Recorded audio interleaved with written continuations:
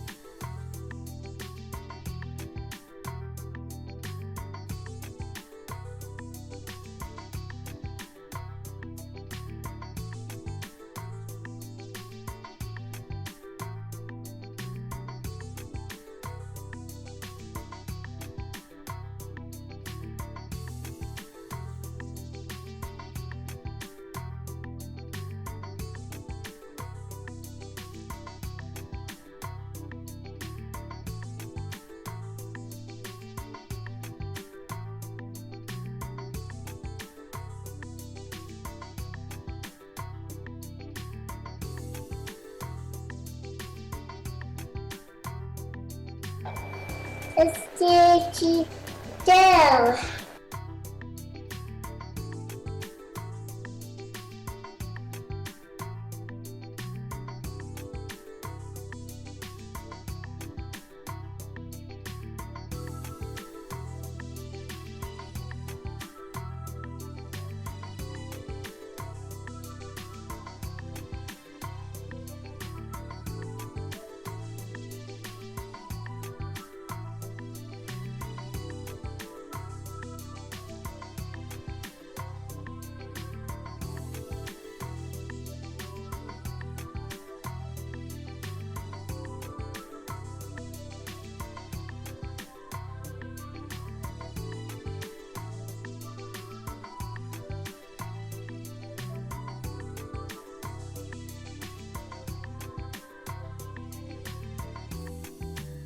Well, okay.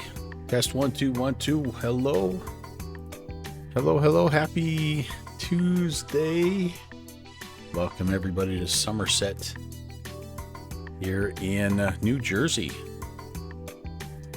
We're going to get ready to take the brand new Classic Air Simulations Piper J-3 Cub on a couple of initial legs from the famous book Flight of Passage today, and we'll get into that here a little bit more in just a few minutes. We'll have some time to talk. we're not going far, but it's going to take us a little while, and that's okay. That's kind of the point of flying this baby. But first things first, hello to Rock Valkyrie, nice to see you, and Steve PHL. I also have a sneaking suspicion that our friend Eric is in the chat as well, and anybody else that's out there. Hello, hello, hello. Rock Valkyrie, I will try to go through the setup as slowly as I can, and I think I put in PA. You know what? I don't honestly know. Let me disconnect and reconnect here. Yeah, J3. Nothing else, nothing more, nothing less. I forgot to get Volanta started, so I'm going to go ahead and get Volanta started. I don't think we have, well, we've got New York Approach popping in here. It is Tuesdays tend to be with the New York event. It used to be every other Tuesday, but lately they've been doing it every Tuesday. So we're expecting some ATC, but we are going to try our best not to talk to too many of them. Good Fixins, what is up? And Beethoven is here. Hello, Chris. Yeah, this is going to be a lot of fun. So you guys are undoubtedly familiar with the book Flight of Passage. And if you are, we are going to be flying part of their first day.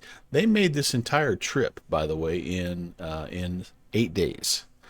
It's going to take us 4 streams just to do what they did in day 1. So this is going to be one of those deals. Yeah, uncontrolled airports. That's right. We don't. The only airport that we have on our route today is we are going to be going through Middleton, and that is a class Charlie, I believe. or Delta. Actually, it might be a Delta. I always get confused with this grayed out airspace, if that's Charlie or Delta. But anyway, we may have to talk to somebody there. But yeah, otherwise we're starting up here in Somerset. Now, the original airport, Basking Ridge, is not there anymore, but it was in the Somerset Hills, which is just north of New Brunswick, like northwest of New Brunswick. So this is pretty close to, I think, where it used to be, and it has part of the same name, not Somerset Hills, but Somerset. So that's where we're launching from. And initially, I thought it might be kind of fun to launch down here from Princeton, which is just to the southwest.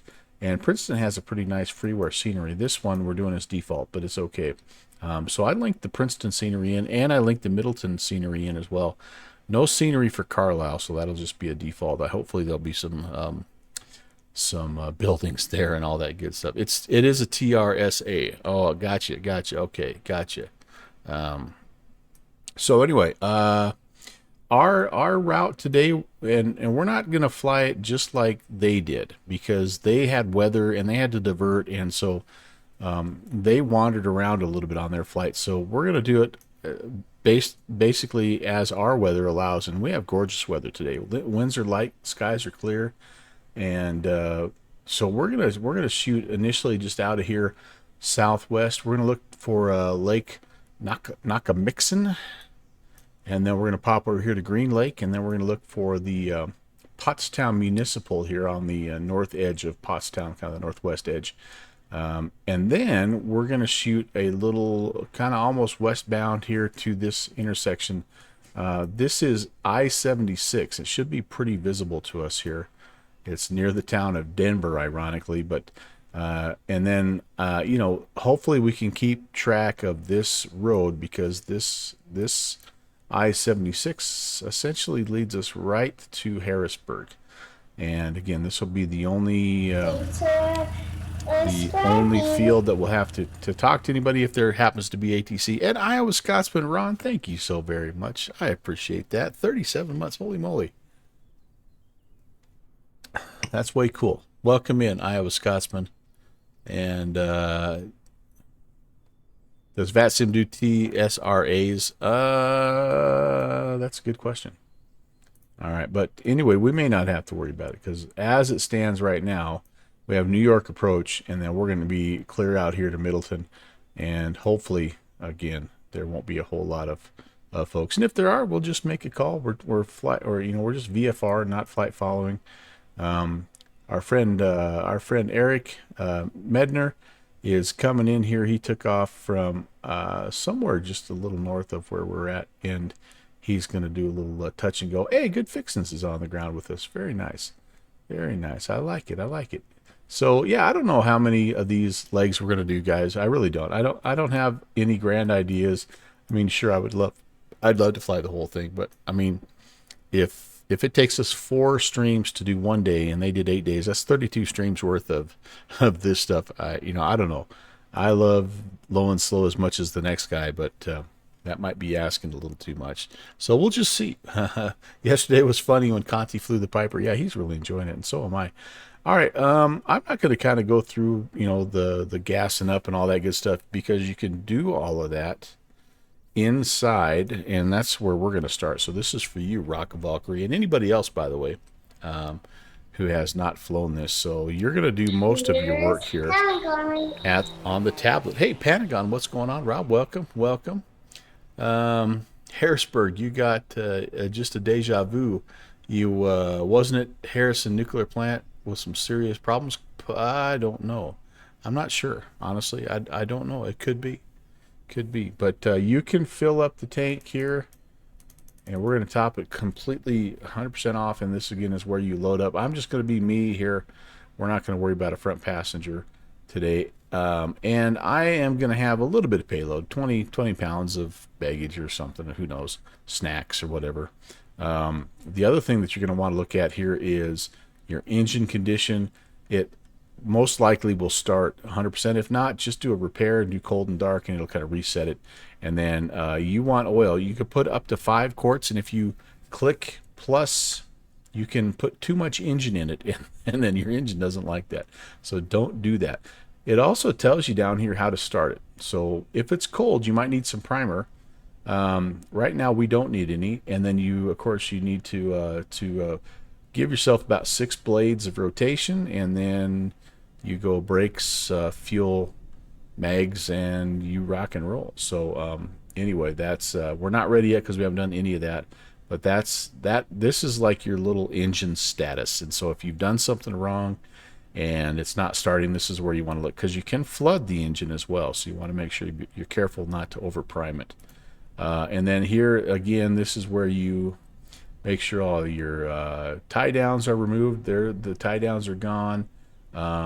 We are going to take the chocks out, and we're going to be in hectopascals. And then down here you can adjust some things. I kind of like to take the airframe vibrations down. I don't need those. The gauges can vibrate a little bit. Engine vibrate is great. The dynamic camera force, I may have to adjust that as well, but anyway.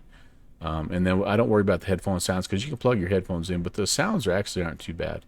And you can mess around with the rest of this. This is not a first look here. So, oh, 3 Mile Island. Oh, I didn't realize that was there in Harrisburg. Oh yeah, heck yeah. Yeah, that was a bad deal. Can't get your one chalk off. Maybe hop outside, because you can access that stuff. Whoops. If you slide outside, you can access that stuff just by, like, there's little click spots here and there. Maybe I lied. We're gonna put that guy. I better put that guy back. Let me come in here and click on the gas can, put him away. I don't know what to tell you, Rob. It should just be a matter of clicking on and off there. Hopefully. Parking brake command also activates a chock. Oh, interesting, Pixie. All right, you got it? Okay, Rob. Awesome. Okay, so we are ready to go, guys. And so the first thing we're going to do is, you don't have to do it from outside. You can access the propeller from in here if you want to. I'm going to come out here, see if I can chop my arm off here. So we're gonna give this thing 6 blades. 1, 2, 3. Hi, Ori. 4, 5, and 6. And Texas One Flyboy, hello. Thanks for the re-ascription there. 25 months. Thank you so very much, TFB.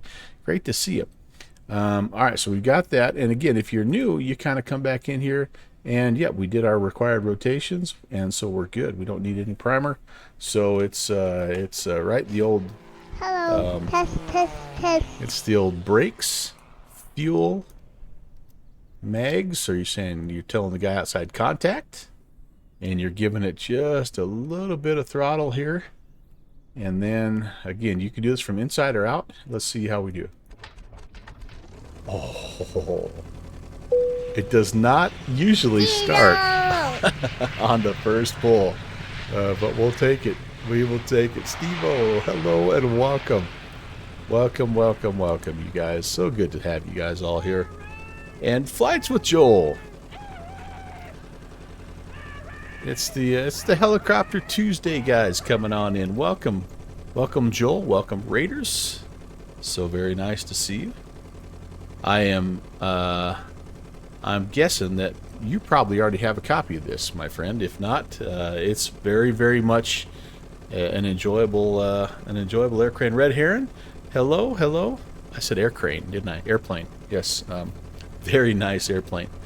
We're going to be flying with both the door open and the window down today, by the way, you guys, because it's nice here. It's actually very warm, very, very warm. Following in the flight steps of Continuum. We could only hope. Oh, you were just flying it at the end of your stream? Yeah. It's a good one. It's a very good one. All right, so we need to set the altimeter. But anyway, welcome in, Raiders. It's nice to have you here. 3019 is what we're looking at. Let's see if I can get this thing set here. Oh, I've got the wrong, I have hectopascals. I think I even read that back. I don't want, I want inches. There we go. And, yeah, 3019. Kind of hard to see here. 3019. That sounds pretty good. We'll double check our, are we at about, 120 feet-ish? Is that what Somerset is? I'm going to double check that. This portion of the Leroy channel brought to you by That's Downwinds and Binoculars. Never take off without them. that is right. That is right. Yep. So that altimeter checks, and we are ready to go. So right now the winds are 1807. They've been kind of variable all day long. Somerville does not have, or Somerset. It's interesting because it's Somerset on Sky Vector, but when you hover over it, it's Somerville. Anyway, yeah, no IFR today, that's for sure. I follow roads. Hey, there comes, I think that might be Medner coming in. And so if he's landing that way, that's the way we're going to take off. Oh, that was very well done, Eric. Very well done. Very well done. We're going to just watch him roll that tail dragger all the way down. How did I start it? Okay, so make sure before you do anything, you want to prop it six rotations, okay, and then again you can look at it. If you go to the this little engine page, it'll have everything right here. So I don't know if you need primer or not. Probably not because it's warm enough. Tried to break the gear and it didn't work. I saw one streamer, Brewsticks, that came in hot, and it would actually, I mean, it wasn't good, but it looked kind of cool. It will break, yeah. Uh-oh, someone just went off-roading. Well, nobody saw nothing. Anyway, it'll tell you if you've had enough blade rotations, and then you come up here, you turn your mags to on, you come down here, you make sure your fuel is on, and then you come back here and you just give yourself just a little bit of throttle, just a little bit of throttle, and you pop out here and you just keep pulling the blade and until it starts. And it doesn't always start on the first pull, so sometimes you gotta crank on that thing 7-8 times to get it to go. And anyway, that's how you do it. That's how you do it.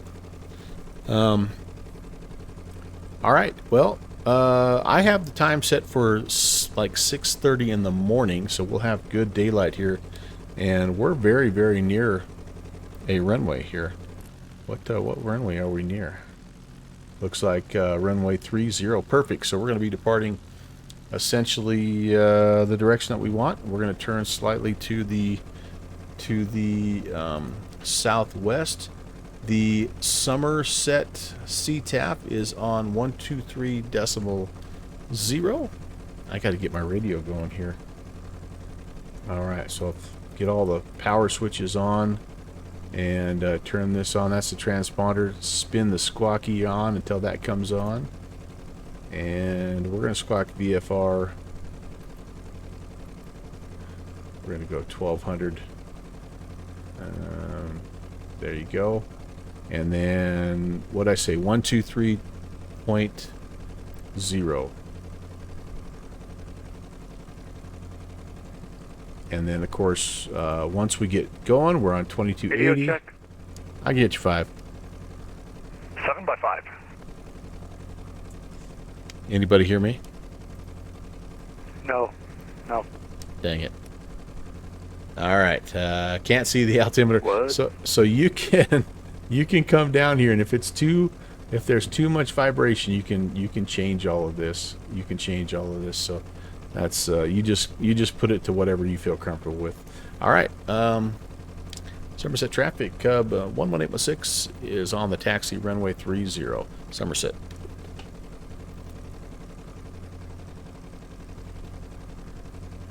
Somerset traffic. 114 Papa is following 11816. Somerset. Bro. Nailed it. All right, everything is working pretty good. Yes, you can tip the thing over. You have to be light on the brakes. It is a very forgiving tail dragger, though. I mean, it's not like some of the tail draggers that we fly. So it is, I would say, very, very fun and enjoyable to fly from that aspect of it. Like, they haven't gone crazy with the ground looping dynamics and all that stuff. Although you still can do it. Don't ask me how I know, but I've heard. All right. Somerset traffic. Cub 816 is departing 30. We'll be making a left crosswind departure to the southwest Somerset. All right, you guys, let's have some fun. Ooh, I need to get my timer going here because we are going to be just doing that. That's going to be what we do here today with the little dead reckoning. I'm planning 70 knots in the cruise, so we'll see. This first leg, we should be a true heading at 249 for 26.8 minutes. We're going to be doing roughly a mile a minute, you guys, and that's actually going to be a good speed. So, Somerset traffic. Which runway did you guys use? Thinking 30. All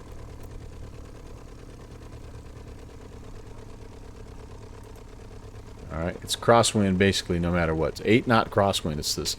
Somerset traffic, November 38 Romeo, taxi to runway 30. It's as windy as it's been all day, you guys. Just for us right now. Holy cow. That would be the wind catching the tail. But we're up. Somerset traffic, going forward to Papa, lining up runway 30. She's light, and she's flying. That wasn't the most graceful departure, but, you know, that's okay. Okay, so we want 249 is what we're going to be looking to try to do. And I'm going to climb to 4,500. What do we got? Let's see. Whoa, hey, hello. Chubu, hello. Nice to see you. Welcome in.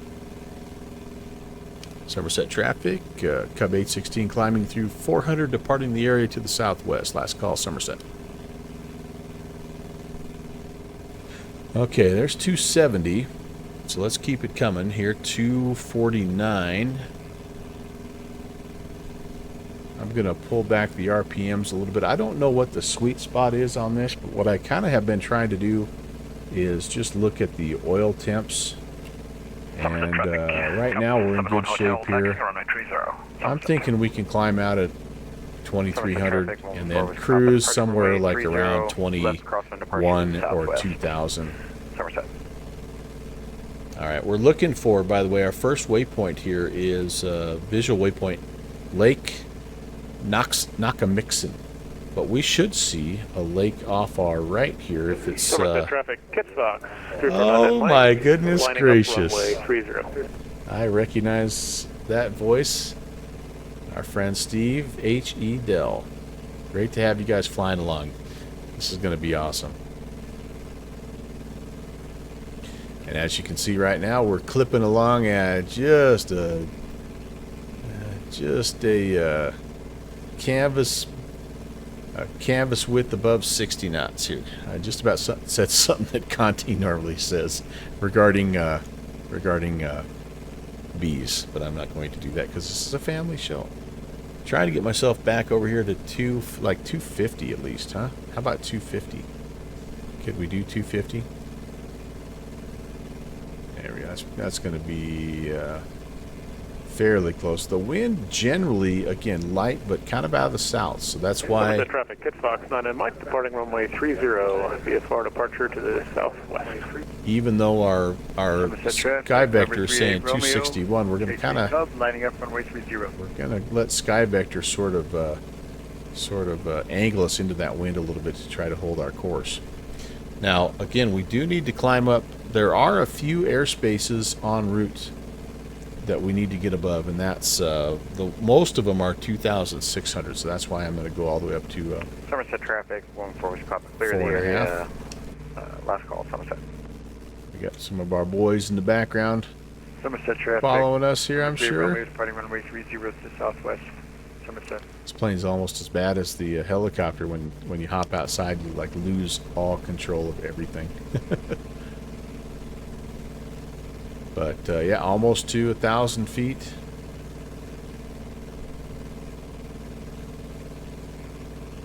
This is going to be fun. Is there anybody out there? Nobody but us chickens there, Chris.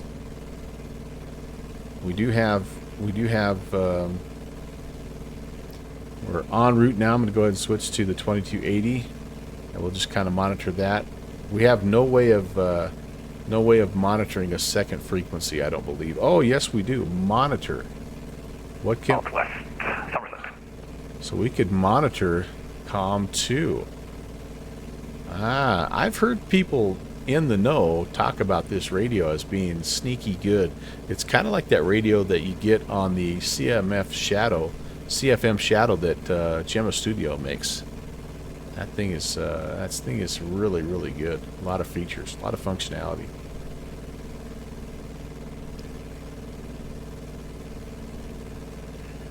Away we go. And guess who forgot to start his timer? I'm already off to a great start. I see the first lake, though, I think, over there. That's the first one that we're passing by. That is Her Mountain Lake. No.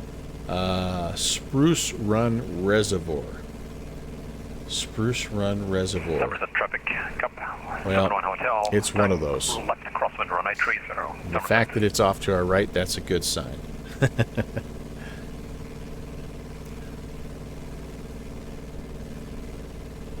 Welcome in, everybody. By the way, my name is Brant. Welcome to the Melvin Leroy channel. We do a variety of flight sim related shenanigans on this stream. Everything from planes like this, low and slow, to Airbuses and Boeings, and we do some like Joel, we do some helicopter stuff. We don't do any warbird things per se, although I did fly the C-17 Globemaster in the Virtual USA Flying Club air show this Saturday. That was kind of fun. But about the only air warbird we fly is the it's a DC-3, or I guess it would be the C-47 if you're a military terms. But yeah, this plane came out, and I'll be honest with you, it was our friend Medner, who you just heard on the comms. He was the one that kind of broke the story and said, you might want to look at this, Uncle Melvin. And so I'm like, all right, let's do it. It is hazy out here, Rob. It is. You know, that's interesting because in the book, Cup 71 Hotel, departing the area to the southwest. Somerset, break. Solberg traffic. Cup 71 Hotel is flying over the field at 2000 westbound. I could have made Solberg. that. I probably should have made that call myself because we did go right over the top. But anyway, in the actual story, when they flew their first leg, the first day they departed in July. It might have been July 4th. They were delayed a little bit by early morning fog and haze. So we're kind of replicating that. Although I think that might be common this time of year in this country. I don't know. Super warm out here though right now, from what I understand. So we are coming up on. We actually should have. There's a little private field down here called Her Mountain. I wonder if we can see it. It's a golf course. It's actually tucked kind of over here. We may not be able to see it. It's kind of a long. It might be on the other side of these mountains, but what a pretty place! Holy cow! But that's a pretty tough golf course.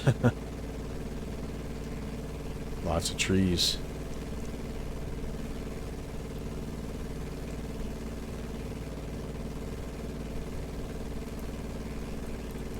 All right, so whoops.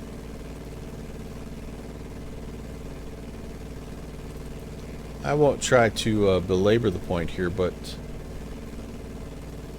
just to give you an idea of, I think just kind of an appreciation of what these two kids were able to do. So the boys were 18 and 16 at the time when they did this flight, and they were the youngest to ever do any kind of a cross-country flight. But their first day, they went from basically where we were, Basking Ridge, all the way to Richmond, Indiana. And again, it was I think 2 fuel stops, and they went through Harrisburg, they went through Carlisle, they went through Pittsburgh, they went through, we're going to go through Washington County and Wheeling and Columbus. They went through Dayton, and then they ended up in Richmond at the end of the day. And they were kind of racing some weather, so they had to kind of scud run and divert north and south. There were a couple of different fronts that were sort of colliding, and anyway, it made for some interesting interesting flying on day one for sure. We've got the door down, the window up. Life is good, baby. This window's open. You can actually pick up a little bit of airspeed, so we'll get all the way up to cruise, and I'll show you. I think you can pick up between 1 to 3 knots of airspeed if you close the door. So, but we'll get going first, and then we'll do that later on. We want to give our friends a chance to get caught up, because we're breaking some records here, I'm sure. Do we see that airfield yet? Is it over there somewhere? Don't see it. Hard to tell. Got a little smoke effect there. You're burning oil. If you're not burning oil, it means you're out of oil. You opened the window and overstressed it. Oh no! You had the automatic crashes on. Shoot, darn. I'm sorry, bud. I'm way off course here. I need to be 250. Yeah. Well, again, there's 1,000,001 little airstrips, and we're easy to get caught up to. Where's the window you need to worry about? So this guy here, you just grab the frame. You can pull it up and down. This one's kind of the fun one, because you have to bring him up, and you have to latch. So you have to latch it. So you see how latch it. And then you reach out here and you pull him shut.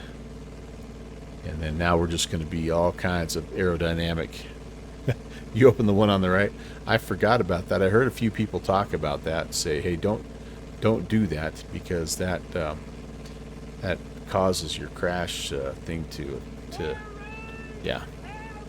crash. Let's get back on course here. We need 250-ish. Rat Hole 80 is coming in. Hello, and Boozy Sheep. Hey, okay, Boozy. Rat Hole, what's going on? Boozy, you said something the other day that I absolutely loved. I loved. And I'm kicking myself for not thinking of it ahead of time, but you referred to your stream as the Boozy Sheep experience, and I just love that, man. That is so good. That is gold, buddy. So welcome in, my friend. Abandoned airports tonight. You saw you were doing the J-3, and yeah, man, it's low and slow. It's low and slow. Yes, the Boozy Sheep experience. I'm like, that is perfect. What a great description of your stream. So. Yeah. Yep. I have kind of the same problem you had last night, though. I'm a little bit nervous about the restroom situation on this airplane, and because there's no autopilot, I got to fly this thing all the way down, and so if I need to use the facilities here, I'm out of luck. I just got to keep rolling. But luckily there are a lot of places to land, and this thing can. Almost anything is an airport for this plane. So, all right. So I want to do this, guys, just out of curiosity. So I'm monitoring 23-0. And thank you for the follow, Montana dude. Welcome. So I want to monitor 28125. That's New York approach. That's where we're just leaving that airspace. 128-125. Just to give you guys a little chatter here. Let's see how noisy he is. 2000, stay altitude leaving. maintain 2000, passing 1.1 Delta 1527. And if he's too much, then we'll chill out. But I like, you know how I am. I like the chatter. 1440, reduce speed 180. We'll keep those guys on low. It gives you something to listen to besides me just yammering on. Okay, 1,000 to go. Delta 225 heavy, turn left heading 270. ATC ASMR, it is, man. I can remember when I first got into VATSIM, 713, fly heading 240. I would just tune up live ATC and like I'd go to bed listening to Denver Approach or something like that. Man, it was just so relaxing, and at the same time you're kind of just learning phraseology, and it's really a great way to learn how to talk to ATC. Canadian Pain, hello, welcome. Boy, that guy was loud. Welcome, you guys. Yep, on our way. We are flying the route, tracing the route from the book Flight of Passage, and we just left Somerset, which is near the original Basking Hills. Let me jump over here real quick here. So we are, where am I? So looks like maybe November Juliet 49 or November Juliet 47. That's kind of where we're at. And we're heading southwest.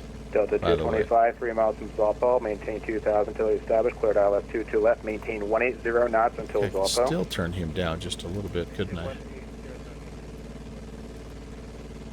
Chris, India 713, you can't speed up, sir. I had you slow for a reason. 1440, turn left, heading 2. Trying to be on about a 250 heading. We're going to level off here in just a bit at 4,500. Vector for sequencing now, turn left, heading 180, and climb. And we're going to start looking for Lake Nakamixon. We're probably about 14 minutes into a 29, or sorry, yeah, about a 30-minute leg. So we're about halfway through our first, it's not really our first leg, but toward our first waypoint. Direct white climb, 17,000. We've got, I don't know, 4 or 5 people flying along. Which is kind of cool. Delta 225 heavy, 120.015, cause 23, we're 22 left, clear to land. And I feel like I need a picture of this. Delta 1942, the wind's the same for you, runway 31 left, kilo echo, clear for takeoff. That'll make for a good thumbnail later on. Clear for takeoff for runway 31 left, Delta 1942. Whoops. And somebody came in here. I'm sorry, somebody came in. It's Eric. Haha. Am I heading into low Earth orbit? You know what? I thought I would just try to stay clear of. Virgin 1F37 heavy. Turn the most east block back. I have no idea why I'm going so high, Eric. You know what? That's a good call. Juliet. I don't know. We're up here now. Why not? Maybe we can go down 2,500. Beaver, what do you setting your RPMs to? What's a good setting for this bad boy? I'm somewhere around 20, 21. Oil pressure's good. Oil temp's a little high. Good night. American 1440, turn left heading 250. Intercept the localizer, runway 22 left. We'll start to descend. We can pick up some airspeed that way. And again, I need 250, and I've been consistently heading too far to the south. So my lake is going to be up here. Any more will yield heat and noise. No more speed. Yeah, I don't want. We'll try to go about 2,000 on the RPMs. Somewhere around 70, right? That's sort of like this, like a max VNE. Alpha, Echo, Bravo, Romeo, Whiskey. Echo 21, 22 is perfect. All right. As soon as we get done descending, we'll add a little bit more throttle there. American 1440, 6 miles from Zalp, I'll maintain 2,000 until established, cleared ILS approach, runway 22 left, and speed at your discretion. Clear for ILS, 22 left, speed my discretion, American 1440. 1440, your number 2, following a heavy A350 on a half a mile. Final caution, the wake turbulence. Runway 22 left, middle land. Caution wake turbulence from that traffic. 1440. Delta 1942. And maintain 1111. Can't really adjust the volume. 11,000, leaving 2,000. Delta 1942. Might just have to. You, JetBlue 1827, contact the Washington Center. We may just have to bite the bullet and go ATC-less. That's okay if we do. Version 137 Heavy, turn the mode Charlie squawk back on your transponder, please. We can't see it without it. Alright, so what is this river here we're looking at? This is the Delaware River, okay?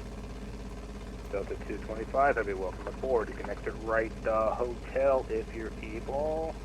Up, that's fine, right on Julia. I'm thinking we may have the lake up here in sight. Then again, this might be our lake because we've been a little bit too far south in our planning here. If we do miss things to the south, it's okay because we're gonna intercept.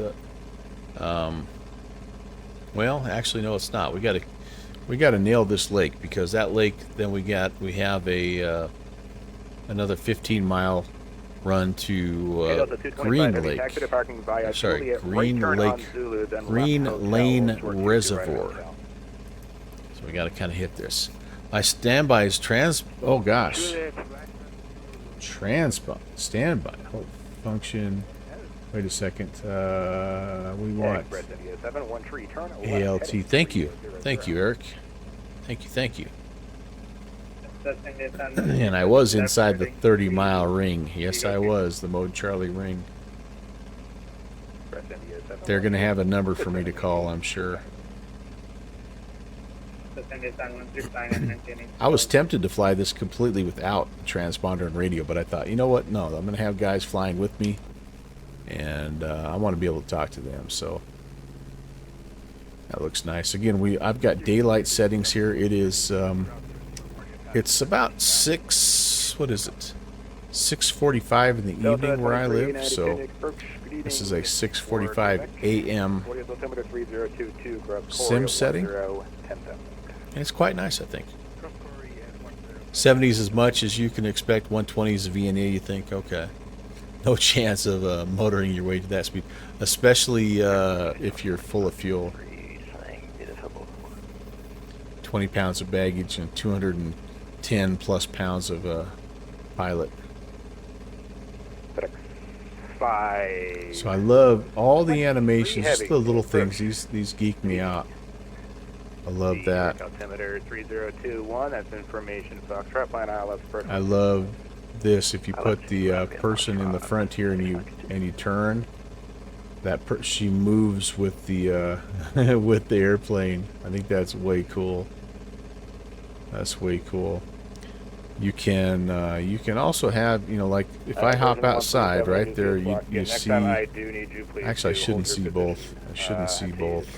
You didn't know whether there was traffic departing. I don't have either. Oh yeah, I do. You can't sorry, I'll get him off or her off. Hold short because that was a good spot.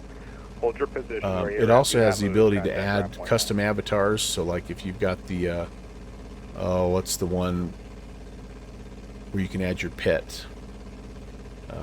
Parallel 42, I think, has one. No, that's Scott Friends. Anyway, yeah. Any liveries on the TO? That's a great question, Rob.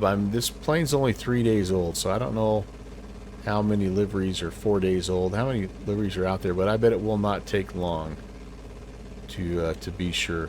All right, I think this might be our Lake Nakamixon here. It is a lake that runs to the southwest, pretty narrow, thin lake, so hopefully we'll see it. And it has a couple of airstrips just to the south of it here as well. 225, heavy crossway 22 right. There have been a couple. There's one that Death Crow made. Rathole says, oh, very cool. 225, heavy crossway yeah, 22 right, it won't be long. Alpha on hotel, then contact ramp 1. The Cub is definitely one of those planes, right, that has a very cult-like following. And it's a lot like the DC-3, right? There's going to be a lot of love from the community. In fact, already Canadian Captain Mustache, our stream friend, has he's done some camera presets that, and I don't have them. I have my own set, but he has a bunch of camera presets out there for when you first buy it that hop you around the plane. I just have a couple exterior shots. I got the GoPro shot, of course. So there it is, rat hole. Let's take a look at it. What do we got here? Oh yeah, nice, very nice. There you go. There you go. Delta 1942, your climb will take you above my airspace. Very cool, very cool. There's no factor traffic. Yeah, I look forward to seeing what folks come up with. No doubt about that. Your ears are burning. Is the ATC too loud there? Oh, CCM is. Yeah, we were just talking about community love for this aircraft and how they were wise to include your camera presets right off the bat. That's really cool. Can you see my map, please? Okay, A firm. It's kind of cheating a little bit, but so here I am, and I'm about to miss my lake. I'm way south. Holy crap! I should be up here way more. So yeah, if you're gonna join, like this Stefanak Airport would be good. Papa Alpha 36. Seeing how fast you can get. Whoops. How fast you can get off track here, right, guys? Yeah, it is awesome. I saw you posted a video of how to get it started. You know what I was half thinking you were going to do? You've done such a good job of posting, using that campout utility to post some of those ASMR videos where you're just sitting under the plane with the fire crackling. I love those. You've done 2 or 3 of those now, so. But yeah, it's a great aircraft. I hope you're doing well, CCM. I don't get to hang out with you as much this time of year because you're busy fighting wildfires and things like that, but hope you're doing well. I do try to sneak in and lurk when I can, and it's always good to see you, my friend. Sleazy. It ain't easy. It ain't easy, my friend. It ain't easy. So Canadian Payne helped us here. He helped us see the error of our ways. I don't know where we were going to go, but we're going to try to get back on our track here. I love those videos, man. It's like they're videos to fall asleep to. So if you guys, first and foremost, Canadian Captain Mustache, great streamer, content creator, has an awesome Discord channel, and has put some really cool things, very creative things out on his YouTube channel as well. So if I had a couple free hands, I'd link up a couple. But he's used the campout utility to make some really neat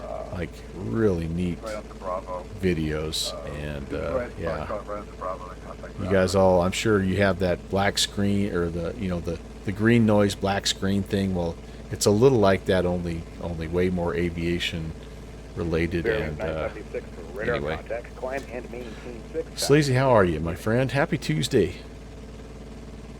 On my thing, 6,000, 1,500, Delta 2392. Descend at That's the Delaware. A firm. The Cub is, it's amazing, dude. It is amazing. It's so simple, yet so well done. And I mean, like, there's going to be a lot of people that do review videos, so I'm not going to, but other than I think the sounds are a little low, I don't have really a bad thing to say about it. I think it might taxi a little easy. Like, I don't think the tail wheel, I think it's pretty forgiving to be a tail dragger, but that's good for me because I'm a terrible pilot. And so I don't mind. But I love the little things they put into it. I have the instrument shake kind of turned down so I can read it because of my old eyes. This little radio is sneaky good. You know, if you want to, you can put the headphones on, all that stuff. But why, right? Slow and low. That's right, man. That's right, man. Take out the headphone jacks on the radio. Yeah. Anyway, so I love it. And it's $17. We did not do a flight following. We're just doing a little pilotage, and I'm not doing very well because I keep looking at the chat, and I end up. I was initially supposed to be tracking 249, and so I'm correcting now because I was tracking more like 190, and so I got way south. So we're cheating, and I'm about to have an in-flight collision with good fixins apparently. So part of pilotage and VFR is I need to be looking for airplanes. So this is our first lake that we're coming up to. This is Lake Nakamixon, and then from Nakamixon we have a 15-mile leg to Green Lane Reservoir on a 242 heading. We're going to try to do a little bit better job, and that'll be a 13 and a half mile run. It'll take just a Canadian captain mustache whiskers less than 15 minutes on that. Departure Delta 495. Delta 4985 near departure. Hello, climb maintain. Fixie, am I on top of you somewhere? Where are you? I already was chastised by Eric for being way too high up. He doesn't realize I packed supplemental oxygen. I was getting really good fuel efficiency up there at 4,500. What altitude are you passing for? 7,000. Oh, it's Rob, and I'm below. 5,000, so make sure I'm you're below you. the next time. But you have climb maintain 10,000. Where are you, Rock Valkyrie? Buffer. Can't tell if that's a Delta 2392. if that's oil smoke or what. Has anyone seen a real J-Life Cub? Not in the yellow, black? Yeah, I have not. Pixie's about to run over you. Delta 4985. Yeah, we have a red and black one rat hole here at the local airport, and it just makes an unmistakable sound. There's a couple of airplanes that I don't have to look for anymore that I know them by sound. One of them is the Cub, and the other is the Metroliner that fly into our airport. They just have a distinctive sound. I am monitoring 128, 125, but I am. Yep. I can take that off, guys, if that's bothering you. That's all right. We're about to lose him anyway, so. But yeah, it's awesome. It is. I had forgotten because I haven't I don't know. I think it's been the whole let's test X-Plane 12 thing and see if it's working okay and all that. I've been flying like a lot of jetliners, or just a lot of faster planes like the Duke. I had just forgot how much fun it is to just go slow. So. Unicom traffic number 38 Romeo westbound over Lake Nakamixon 4,500. Nice radio call. Soon we get Tundra tires and floats. Oh my.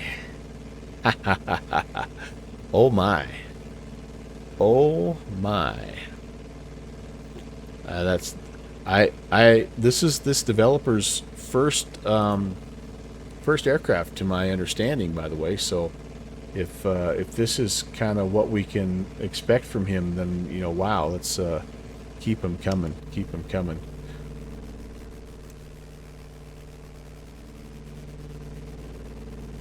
Okay, we're looking pretty good here, guys. Now that we're on track, we try to pay. You're waiting for the turbine conversion.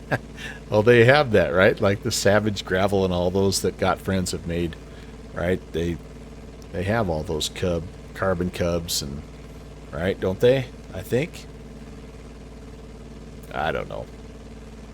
If he can keep doing Piper singles, CCM will be thrilled. Yeah, All right, so we're going to get out over the lake here, and again, I am trying my darndest. I know I cheated. I got on the VATSIM map, and I cheated already, so, but that's okay. We're going to try to hit Lake Nakamixon, and we're going to try to come out of here. Now, this says 254, but it's taken into account here the wind, which is out of the south, so it's turning us more of a 242 heading, 14.8 minutes, sorry, 14.8 miles, 13 and a half minutes. I think I got that backwards when I reported it earlier. And that should take us down to Green Lake, which again should be a pretty easy kind of like, let's get warmed up. We haven't done pilotage in a while. Let's find some big things to try to find, and then we'll head down to Pottstown after that. Overall, the first leg here from Somerset down to Middleton is going to be about an hour and 20 minutes. So maybe an hour and a half, depending on how much the wind is holding us up here. All right, so 242, guys. So I'm just looking to try to get this guy. I'm obviously not good enough to hold exactly 242. So I'm just going to try to hold it at 240, and I'm going to, with any luck, bump into Green Lane Reservoir there. Remember the struggle with the Buck brothers getting through the Rocky Mountains? Yeah, I'm very hopeful that I can do the entire flight over, several streams. Like, it's going to take me years to do. But if not, for sure, that's going to be one where I try to find that pass, and I try to see if we can sneak this plane through. And I've almost thought about doing a little book study to go along with this route, and then I quickly remembered I don't like reading. But you guys can. They did the flight in 6 days. I thought it was 8 days, but you might be right. So if it's 6 days and it takes me 4 days to do each leg, then that's 24 streams. So, if I did 2 a month, we could get it done in a year. I don't know. I'm actually rereading the book right now for the 3rd time, so I'm kind of just trying to get myself back into the flow. So if you have the book and you want to read a little bit about this first leg, like I believe it starts in chapter 5. No math. Yeah, that's right. It's bad enough I've got to teach summer school math. Don't need to bring it up on my downtime.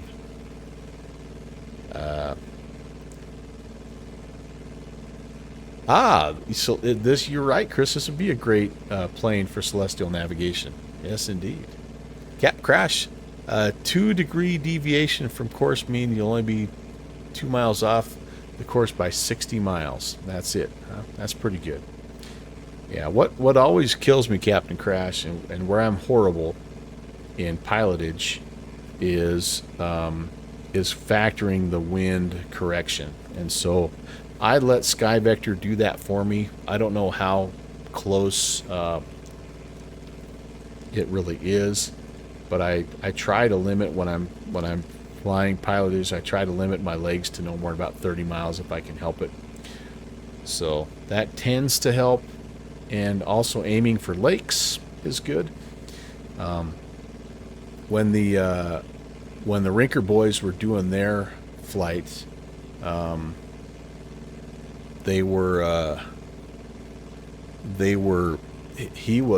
was flying, the older brother was flying, actually from the front seat, and the younger brother Buck was in the back seat. But the weather was so bad and the ceilings were dropping that he actually was just going from airport to airport to airport. That's how he did it, and he was doing that so that in case the weather got bad, he had a place to land, which was really smart for an 18-year-old kid. But anyway, that Rob's sharing the link there. Yeah, if Uncle Melvin recommends the book, you can guarantee it's going to be a page turner, because I don't like to read. I'm a struggling reader. I always have been, but that's one of the books that has caught my attention, that I've actually read that. Yeah, you're right. And I think the quote that was at the beginning of the book really speaks to that. He's like, we dedicate this book to our father who had, I'll get it wrong, but something about the he gave us the inspiration to give this to try, and then also the good sense to let us do it, you know. But yeah, I don't know how you turn a kid. I when my kid was 18 and 16, I wouldn't have let him drive to the next town in the state, let alone doing this. But yeah. Oh gosh, I've got a little shameless plug for Jeffrey B. That's from the air show. Don't really need to have that going anymore, although I can highly recommend Jeffrey B's channel, so that's okay. But yeah, Beethoven does have some good resources, by the way, for celestial navigation, and so yeah, please feel free, if you haven't already. I know you've shared it with me, Chris, but feel free to share links if you want to. Captain Crash is sharing a link to the North Dakota's E68 flight computer. Yep. Yeah, that kind of stuff I would love to know more about. There's no doubt about that. Okay, I see a lake up there. Am I that far off course? I'm not. That body of water is too far north. I've been holding 240 pretty well here, so I'm feeling like I'm all right. And there really isn't any other lake in the vicinity here, so that is making me kind of nervous. Maybe SkyVector's vectoring is a little off here. How can you find me? Canadian Pain, we're on VATSIM, so I'm not on multiplayer. I'm not smart enough to do Microsoft Flight Sim multiplayer. So if you just tune in to VATSIM, you'll hear us, and depending on how far away you are, you hopefully see us. You may or may not, but we're heading to Middleton. So once we get on the ground at Middleton, we'll kind of rally up and gather together again. Thank you, Chris, for sharing that. That's interesting. An interesting read. So you are on VATSIM. So I am just, I believe, I hope, just to the northeast of Green Lake. About 10 minutes away from, 9 minutes away from Green Lake. So probably about 10 minutes or 10 miles. So I'm near, I would guess I'm near kind of, no, there really isn't an airport there.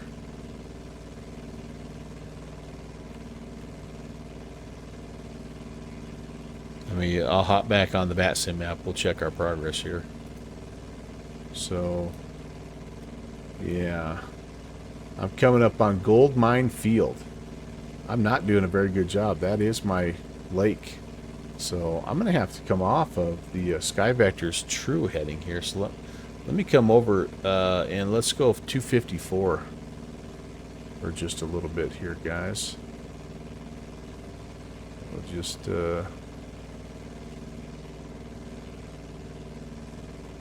Well, now, wait a second.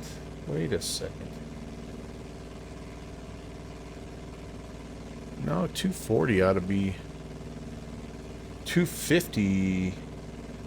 254 it actually is going to put me more south.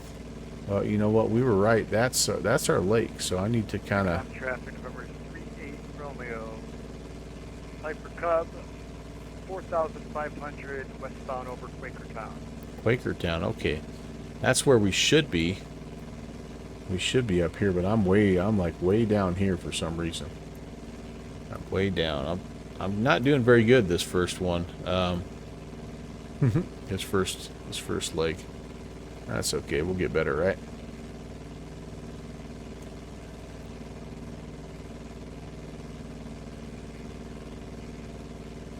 All right. So.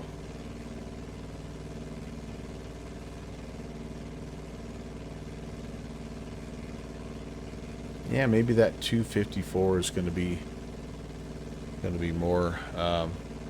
Yeah, Captain Crash, you're right. My maths are bad tonight. 254 is more northbound than 240, 242. Yep. I have an emote for that, by the way, Captain Crash. I have an emote for that.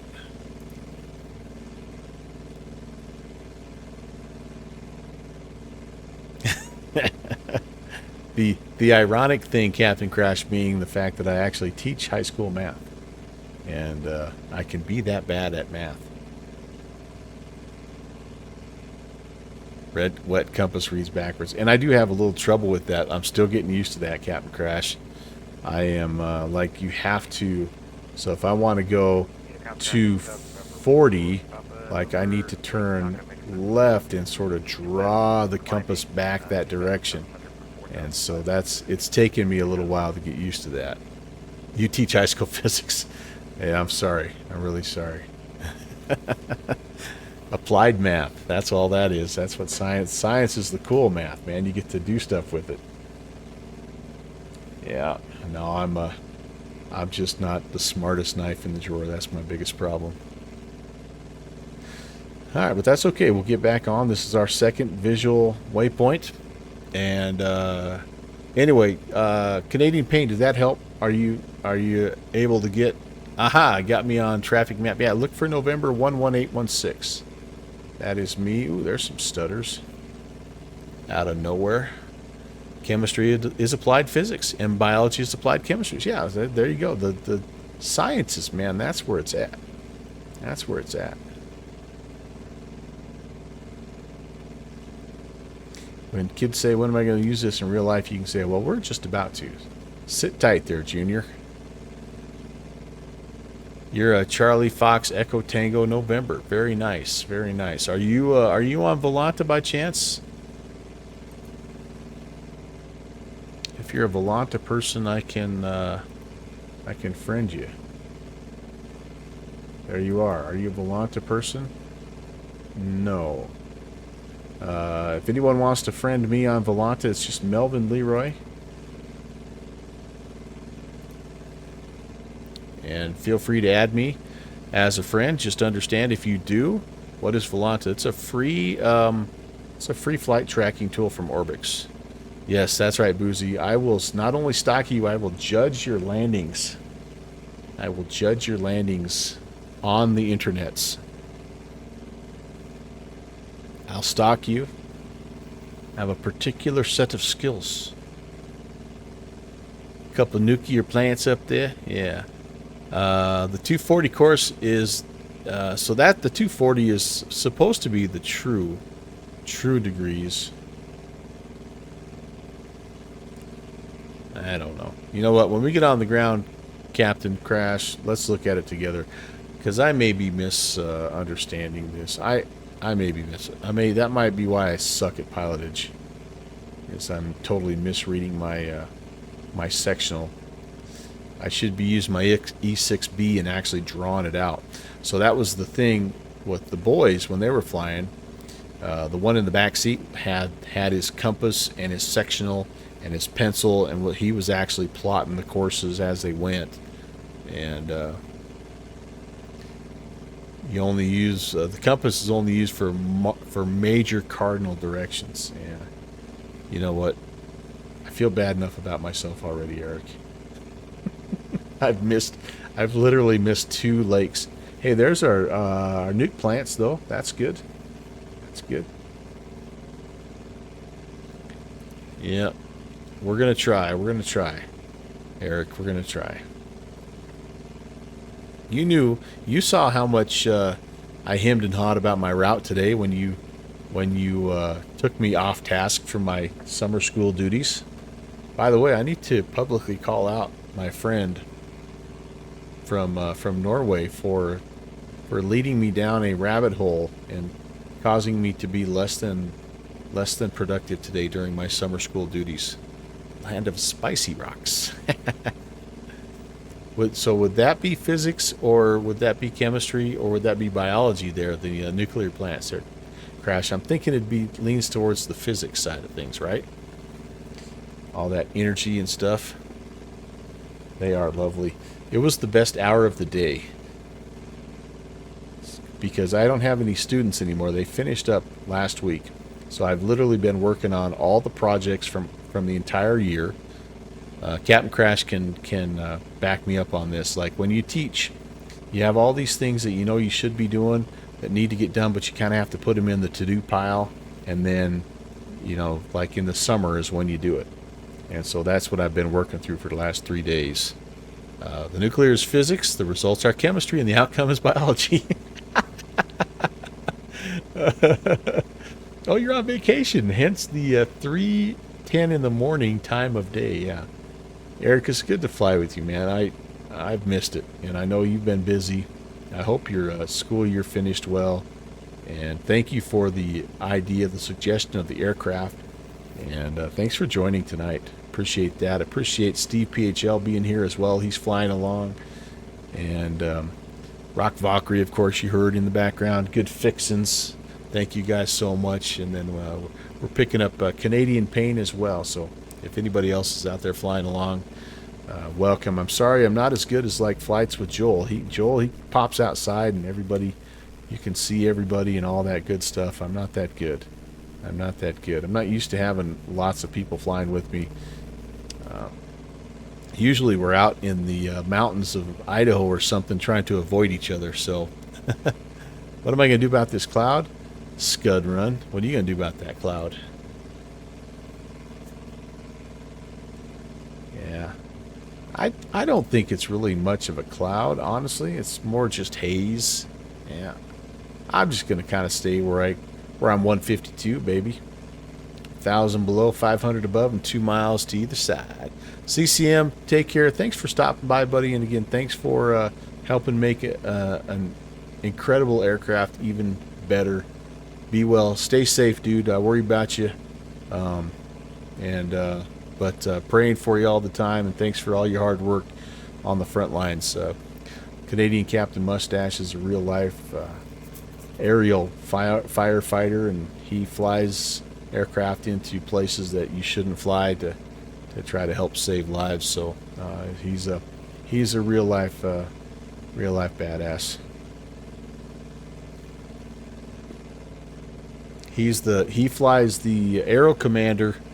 He's the spotter plane, so he flies into the crap and then tells the tankers if it's safe to go in there. So yeah, if you yeah, don't be on the Beyond Carrillo channel. Yeah, that's right. He finds a way to, and I haven't heard him share many of his stories, but he finds a way to turn the most unsafe situation into an incredibly safe, incredibly safe. I mean, they've got the strictest procedures and things in place. It's you know, it's highly, like, there's so many safety margins in place, but it boils down to judgment. He's done it for a lot of years, and he has very, very good judgment. So, but anyway, he earns his pay. Let's just say that. All right, so 247 for 10 miles, guys. I've got the clock going again, and we should stay to the right of the towers. We're coming up on the town of Pottstown. We should see the airport of Pottstown Municipal, and look to the right. All right, we'll probably have a little bit of sim delay, but hopefully you're out there, huh? Got some sim delay. Here, hang on, let me hop out here. We got you. Sim delay sometimes catches you a little bit here, and sometimes Microsoft doesn't show traffic that well, unfortunately. So, dang. I believe you. You're out there. I just think, oh, there you are. Wait, I see. Yep, right there. Gotcha, man. All right, cool. Cool. Thanks for flying along. He's coming in hot, boys. He's coming in hot.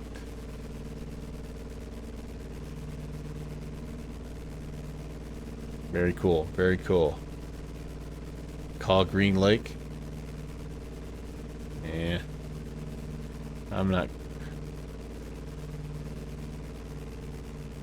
going to make too many radio calls tonight, I'll be honest with you. I'm just going to fly. That looks good. That looks really good. I wish my model matching was better. Although maybe you're not in a Cub. I don't know. Maybe you're in a Skylane or a Skyhawk. That looks cool though. That looks very nice. Very nice. Yep. Now I'm off. I'm off track. What did I say? 247 is where I need to be. Shoot. All right. Luckily we've got the. You're in a Skylane. Very nice. That's awesome. Love the Skylane. Man, we've got some serious glare going on right now. It'll be nice to make this turn at Pottstown because we're going to head more westbound. And then we're looking for Interstate 76, you guys. Interstate 76, we've got about, after Pottstown, we have 50 miles to run.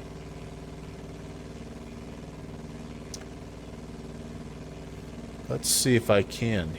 I think I can here. Link. Copy. And oh, Beaver's got it. Thank you, Eric. Thank you so much. As you could see, I was take my hand off the wheel for a second, and she tries to get squirrely. That should get you there. That should get you there, hopefully.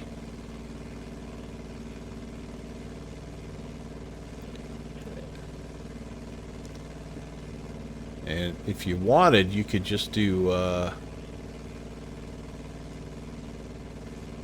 You could do November 47 to Kilo Mike Delta Tango. That would be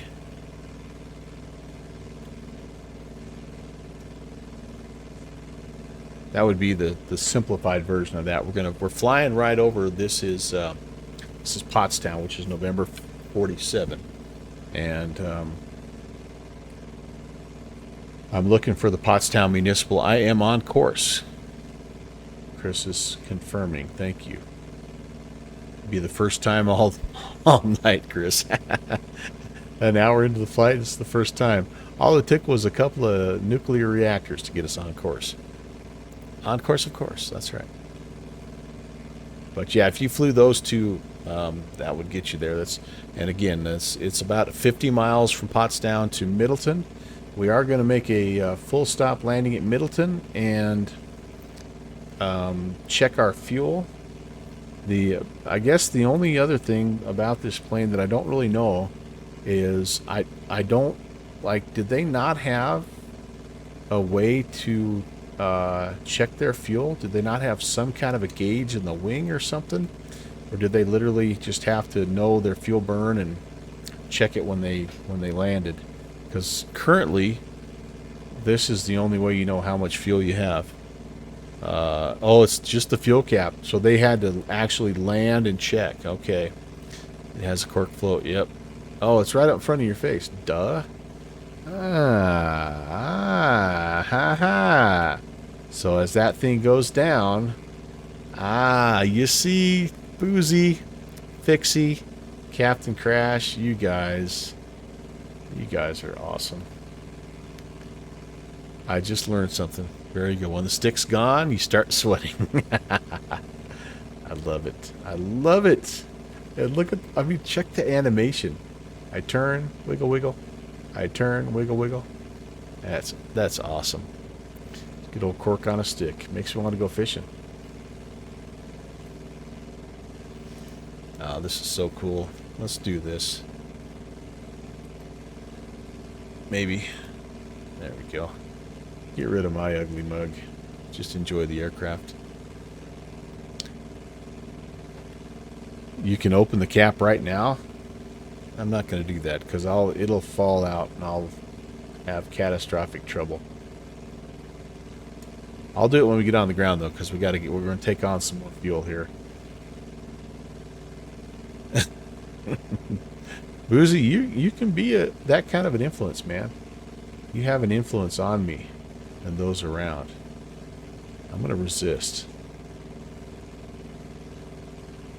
Green Lane Reservoir. November will close over flying east-west 4,500. Gosh. You guys are making all these radio calls, making me feel guilty. All right, I'll start making some radio calls. Jeez Louise.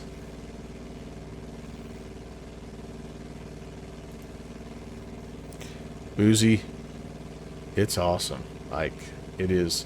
Like, how could something so simple be so cool? And I'm not a Cub guy, but I started to really get into them a little bit actually with the default Piper Cub or Super Cub that Laminar had, an X-Plane 12.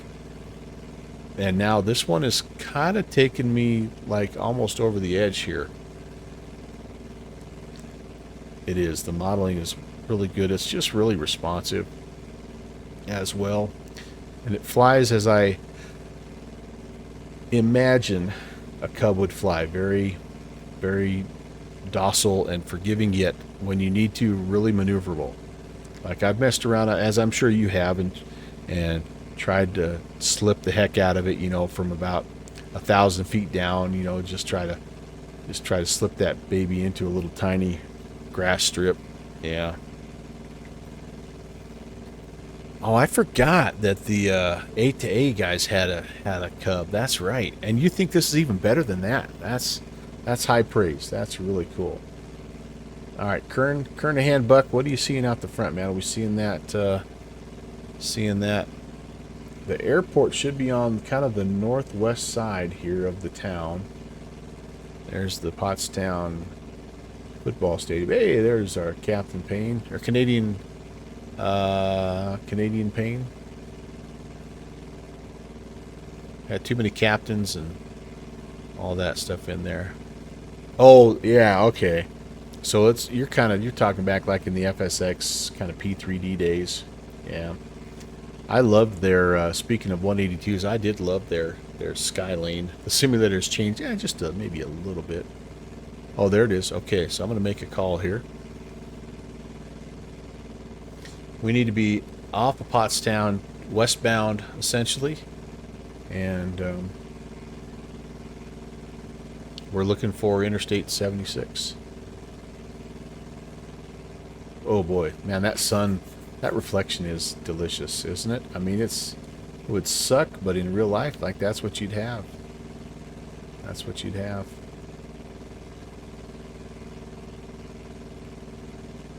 And my oil temps are still a little bit high, but that's kind of what they run here. Oh, I am pushing it pretty good, though. Intercom traffic, November 114 Papa, still overflying Green Lane Reservoir, east west, 4,500. Yeah. See? Eric, Fixie went all the way up to 4.5. Speedy, what's up? Good to see you. Pottstown Municipal Traffic. Cub 11816 transitioning the area to the west, 2,300. Pottstown traffic. There, are you happy now? Happy now, Medner? Making me do things the right way. Yeah, I'm with you, Eric. That Skylane from A2A, that was Green Lake traffic. Cup 71 Hotel is passing over Green Lake at 2,000. Green Lake. I think that A2A Skylane was the second aircraft I actually purchased. The first one was the PMDG, and then it was that A2A. All right, I'm slowing down a little bit now, so let me just put her back up about 22, 23. I don't mind 60. I don't mind 60. And again, westbound, we're looking for the interstate. Looks like maybe we have a railroad track here. We don't want this interstate though. We want to keep going. We're gonna have this one that's passing right now. If that's our interstate, we're gonna have another one that's running more north and south. We're gonna go past that, and then it's the third divided highway essentially that we're gonna follow. We're gonna hang a right at that. There should be a big intersection, like 2 major divided highways that come together there at the town of Denver.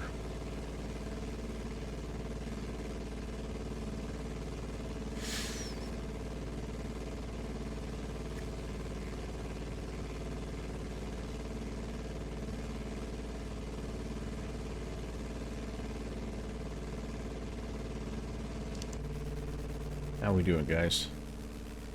I've been so all over the place. Oh, we got somebody back. Oh, that's a beacon light. That might be one of our friends there. I have been all over the place. How's this little Pottstown airport look? Oh, not bad. Not bad. I'm really curious, by the way, does anybody know if there is a link to so that I know which of the airports have, I don't know what they're calling it, but the community has gone in and started to clean up. Does anybody know if there's a master list for that anywhere? Or because I've heard, I mean, I tried to pay attention during the upload, and I saw there were some bigger airports that were enhanced. Like I know Baltimore, Washington is one that has that new runway addition, but I just didn't know if there was like a master list or anything. I'd love to go check some of them out that the community has made. All right, we're going to start the timer again. This is a from Pottstown to the interstate, about 16 minutes. Westbound, 16 minutes westbound, roughly. And we're picking up, yeah, I don't know what this little river is here, but it goes right through Pottstown. What is this little river here? I'm not sure what it is. An offshoot of the Delaware, maybe? Oops. Alright. Speedy, how are you? Hope you're well. Happy Tuesday. And hope you're doing good. Hope you had a good start to your week. Everybody else that's out there, you are tuned into the Melvin Leroy channel. My name is Brant. Welcome. Doing some, obviously, some low and slow GA stuff today. Trying to retrace the route, the initial route from the book Flight of Passage.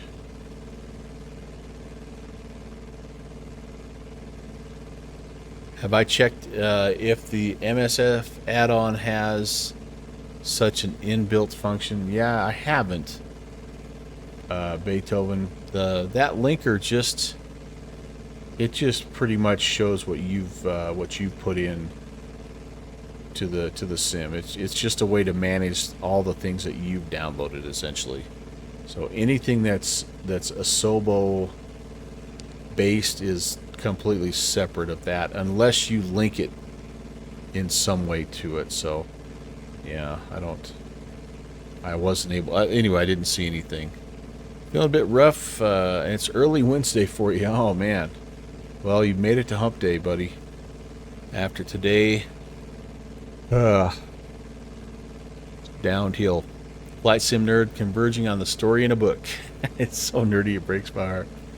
Yeah, this is chapter, I think, like I said, I think it's chapter 5 and 6 that if you have the book and you like haven't read it in a while, and you feel like breaking it open, some really, really good, like chapter 5 is kind of the setup of this flight. Of course, the dad is one of the central figures, right? And a big storyline in the book is the fact that the boys are trying to prove themselves to their father, you know, like boys tend to do.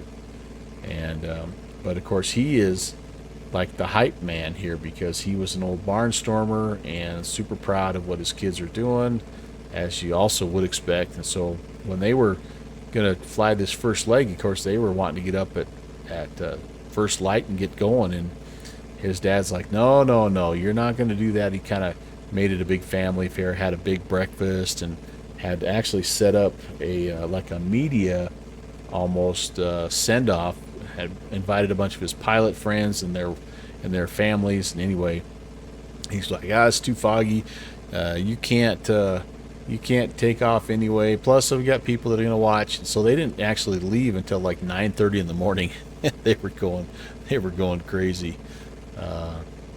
But once they got going, man, I tell you what, it was a pretty incredible trip. And like the author, you know, at the time is 16, right? So he's writing stuff down and taking notes, and also at the same time he's trying to navigate, because that's kind of his primary job. He's the one looking at roads and rivers, and well, they didn't have nuclear power plants there, but there's one scene where they navigate by the coal smokestacks of one of the cities. But anyway, just all in all, just a really phenomenal tale, and a really good read. So yeah, the add-on linker is an obsolete tool. Pottstown Municipal Traffic, Cub November Roman Post Papa, transitioning the airspace east to Here's west, the link. 4,500, Pottstown Municipal. MSF add-on failure. What? I'm not following you there, Chris. Okay, I'll have to check that. I'm going to open this here and see. Yeah, MSFS add-on linkers. Yeah, this is what I have. This is the tool I have, but it doesn't. Again, it doesn't look for anything that you haven't installed. At least I haven't found a way to make it do that. Maybe there is a way that I don't know about. Whoops, sorry. I do recommend that add-on linker, though. The one nice thing about it is being able to turn things off. So like if I'm flying this route here today, all I need is my North American scenery. I don't need anything else. So I can turn off. I don't have to download all my stuff from Europe, and also I can technically turn off all my aircraft I don't need except for this one here. So it saves some loading time. Yeah, Chris, a good thought, but I guess maybe my request wasn't super clear either. But like, I know that in X-Plane, well, you know what, I actually think maybe I do know how to search for that. Let me see if I can get this typed up here. All right, there is a tool. There is a tool called the Flight Sim TO Scenery Map that will also show you community developed sceneries in addition to payware options. I might check that out. I haven't. You could try looking in the marketplace. Yeah, that's true. I guess I wonder if it. I guess I just don't know where they're compiling all of it. You know, I know that that the X-Plane org forums is where all that stuff gets put, right? And so I just didn't know if anybody knew where all that stuff got. The content manager. Yeah, maybe so. Oh, holy cow! How big is that content manager gonna get if it shows you? Like, I already have like 400 things that are uninstalled.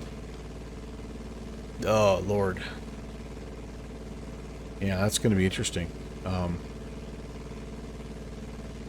get back westbound here. That'd be interesting. I actually went in after the long time it took to update yesterday. I went in and I went through and deleted out a bunch of stuff I didn't need from MSFS. My hard drive is getting kind of full, so I'm like, I need to make some space. So I took off things like all the bush flights and you know, Pottstown traffic, Cup 4971 Hotel. some of the airplanes I don't ever use. Airport at 2000 westbound. Pottstown. I might have bought myself a couple of 10 gigs or something like that, but that's all right. I just need room for the 777. I'm worried, and I still don't know when Flight Sim 24 comes out. I have no idea where I'm going to put it. So Yeah. We'll have to find. We'll have to see. All right, guys. Where was I here? Roughly tracking 270-ish. I think again I've been tending to go a little to the south, and still waiting to see when I'm going to pick up that north-south running interstate. I haven't seen that yet. We're gonna cross that. We're kind of going perpendicular to that. So I think where we are right now is somewhere out here. Oh, we should have another tower or something that we can look for. But looking for this north-south, and then our next little interstate, Interstate 76. This little four-way interchange. Hopefully I'll be somewhere close to that. Boeing 777 and Piper Cub belong in the same sentence. It's interesting. That's what you get on my channel. That's literally what you get.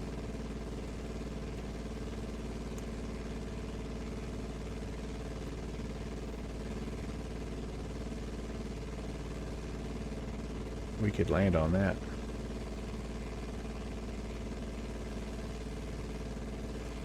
Alright, let's get back on track here, you guys. So I may have to hold off on Flight Sim 2024. I might have to let you guys do all the testing on it and eclecticism. Yeah, I think there's still a lot of life left in this sim, and I know me. I can only maintain 2 sims at a time. So, okay, there's our our north-south running divided highway. That's good. That's good. So we're, know a little bit about where we are here. Supposed to be some drag strip or something out here too. I doubt we'd see it, but anyway, when Flight Sim 24 goes on, something's going to have to come off, and so because I just can't. I tried doing it when I was flying P3D. I tried keeping P3D and X-Plane 11 and Microsoft Flight Sim 2020. I really tried, but I don't have the capacity to do that. I don't. It's just takes too much time.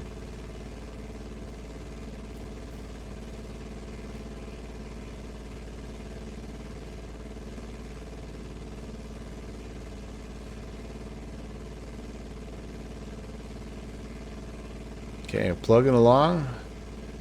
The nice thing about this plane is there's not a lot, like these are the two that you have to worry about engine-wise, and then this is the one that tells you if you're moving in the right direction or not.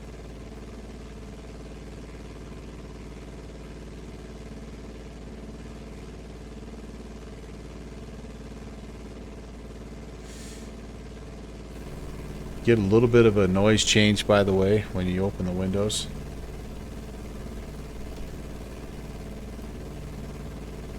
Like how clang and flop a little bit. Hard to grab. There we go. Get him up.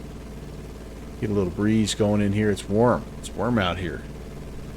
Temperatures out on the eastern part of the country have been crazy hot. You have 7 hard drives, Speedy. And got to get more for November. Yeah. I actually think I know where I'm going to put it. It's just, again, a matter of, like, can I maintain 3 sims? And I know the answer to that already is no. So if I get it, then that means I'm getting rid of something. So what would I get rid of? No space, no hope. November. Yeah, no time to maintain, no patience, maybe. Okay, 13 and a half minutes, by the way, in, and so it's about halfway to our interchange. Maybe we might even be a little closer than that if we just pass the north-south running divided highway. We might be a little ahead of schedule on this leg. I wonder if we're getting a tailwind or something. I keep dipping to the south. It's not the worst thing in the world because I want to make sure I pick up this this highway. You just stalled trying to say, "Oh no." Oh, yeah. The Sky Lane trying to do 70. That's a tough call. Plenty of space, as Iowa Scotsman says, with the externals. Yeah, I currently have. Of course, the C drive it came with. I've got another internal, and then I have 2 externals right now. So, but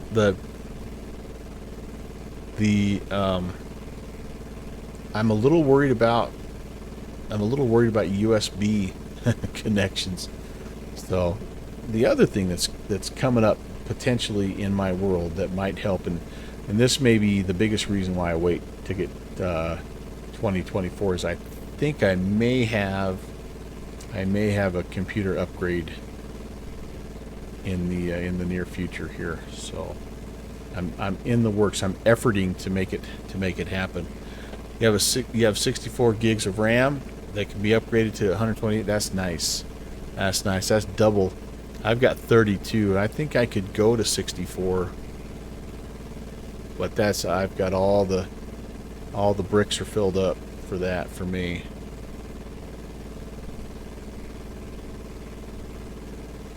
Yeah. SSD instead. Yeah. Solid state drives are nice. They are, but they are spendy. Holy moly. They are nice though. I have 2 SSDs. One is an internal, one's an external, and I have a bigger 8 terabyte old school spinny external. He upgraded yours only for the placebo. I thought it was for that ginormous monitor of yours. Alright, oh crap. We got another divided highway here. Okay, this is not good. Is this our... Oh crap. Did I... Oh boy.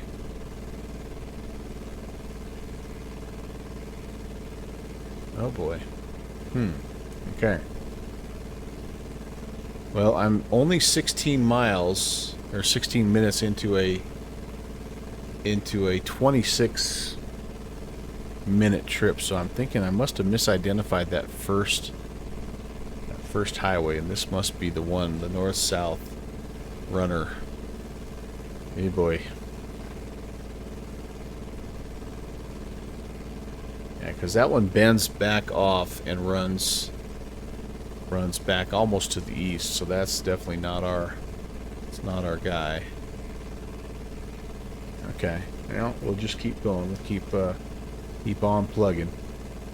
If I have to look at my kneeboard, I will. Your monitor requires a 4090. Oh boy, that's awesome. That's awesome. Now this town, though, I don't know what this. Oh my gosh, I don't know what this town is.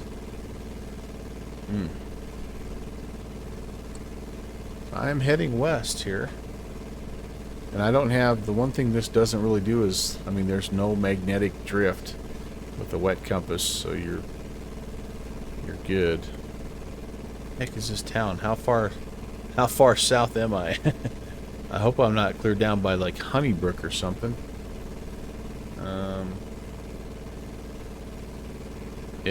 Okay, so here's my dilemma. Boy, I'm bad at pilotage. It's been a long time since I've done it. Oops, let's get level here. So, I thought initially I had crossed this already, but I think we just hit it. But we're seeing a town, so I'm a little bit worried that maybe I'm down here and seeing this town of Honeybrook. If that's the case, though, I'll pick up the interstate I want to follow, but it should be heading more to the northwest. So, whoops. I'm not going to chase it. It's possible it's a little... I'm near Denver, you think? Well, if that's the case, then I should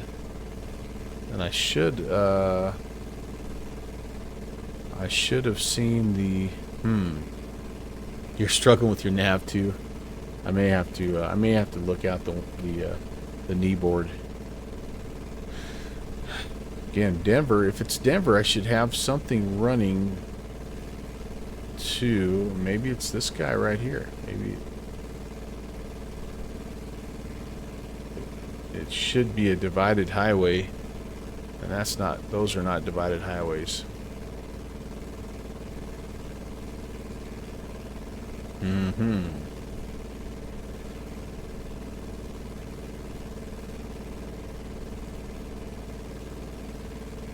Okay. Oh, you know what else I need to check? I am going to do this. Well, I'm sorry. I'm not going to... do I have... ball? I don't think we have any center controls. Okay, I'm going to have to cheat a little bit here, guys. I'm going to have to cheat. Where am I? And, oh, I'm actually pretty close to where I want to be. So I did miss my four-way intersection here. But the biggest thing is we don't have any ATC, so we don't have to worry about that. Alright. Oh, gosh, dang it. Don't do that. Let's stay on our, kind of our westbound heading here if I can. If I may.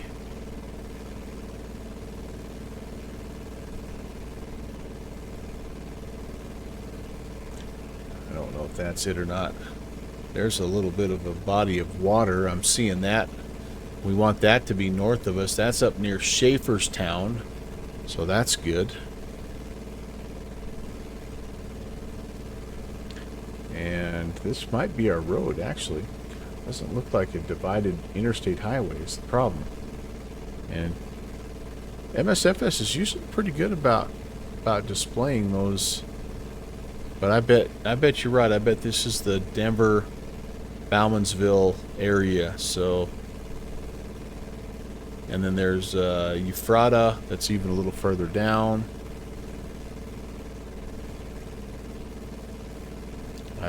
I must have missed my road.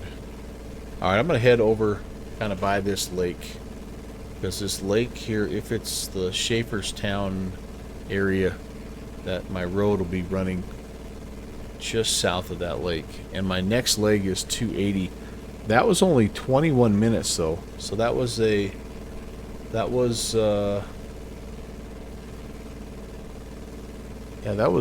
10 minutes shorter than what it was supposed to be. No, it wasn't. I was looking at the wrong thing. Sorry, that was about 2 minutes longer. All right, so this last leg here on a 280 is going to be, that's my 30-minute leg. Okay, we're going to start that sucker. Here we go. Oh, there's my road right there. Right there, guys. I bet that's it. So we're going to follow that sucker all the way into Middleton. All right. We had to cheat a little bit though, so we've not done well. We're a D- in the navigational department today, but we're are we going to Woodstock? No, we're not. You can go get a t-shirt though from the stand if you want to. That farmer's mad enough at everybody already.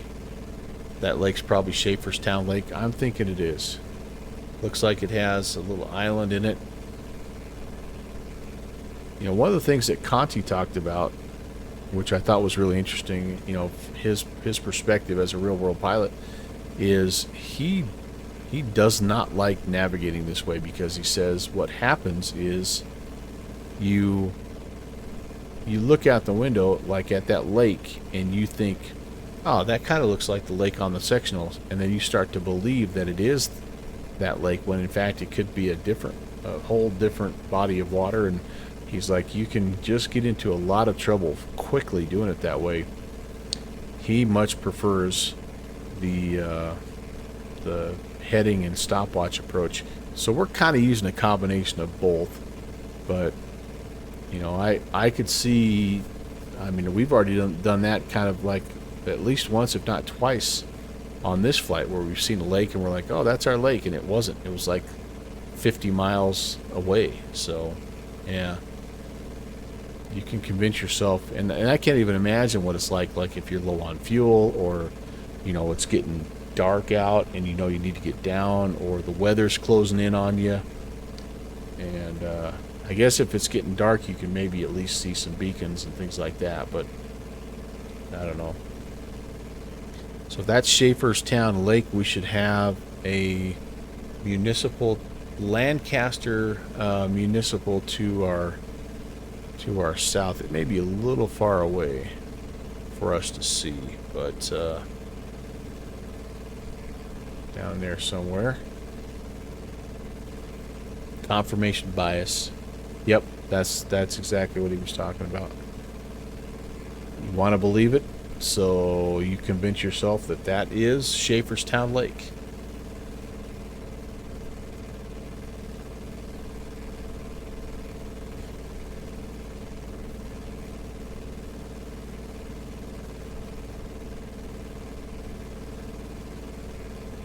Yeah, you've been killed in the sim once or thrice by that. Yeah, me too. Me too. I can't help but notice also, you guys, that the little dipstick's getting lower.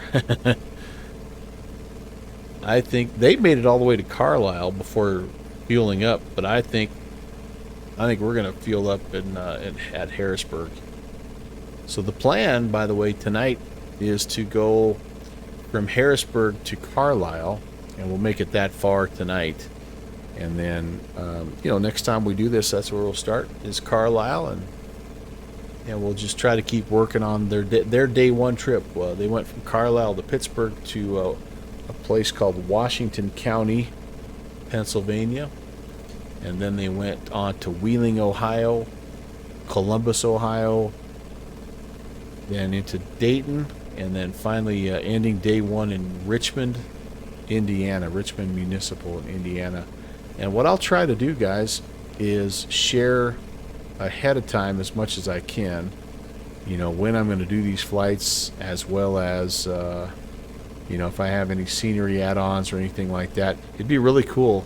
I hope somebody does a flight of passage livery, because wouldn't it be cool to have that red, remember that Cub they flew, they redid it, right, and they painted it all red, and it'd be cool to have a red Cub to do this with. But I'll try to get information out a little earlier than I normally do. If you've not ever been here, I'm a little bit spur of the moment, and it just all depends. Like, I wasn't gonna fly this today. I was gonna actually fly a helicopter over in Australia or New Zealand, and I just changed kind of last minute once I got wind of this, and flew it a little bit yesterday. So that does happen, but I also know that it's nice because we have people like Eric and Rock Valkyrie and Steve and Fixie, and you know, that like to fly along, and that's fun too. So I'll try to be better at that. That's definitely a weak point for me.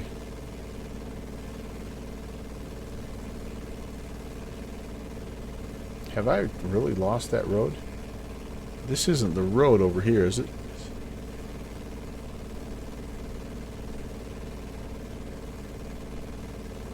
Where's the road over here? I don't know.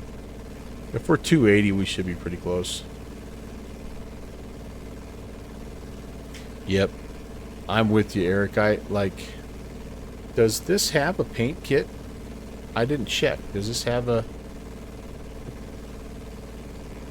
If it had a paint kit, that'd be kind of fun to make one.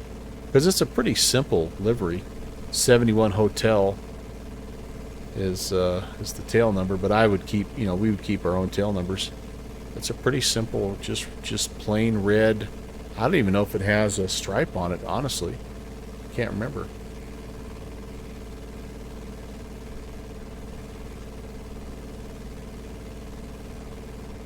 I do like the option where you can take the beat up version. I haven't even jumped in a clean version yet. Hello. Hey.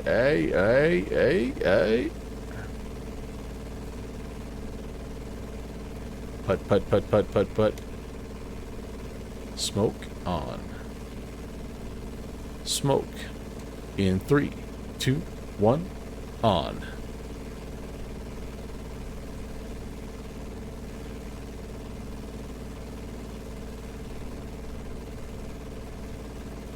Alright, I seem to have lost the interstate.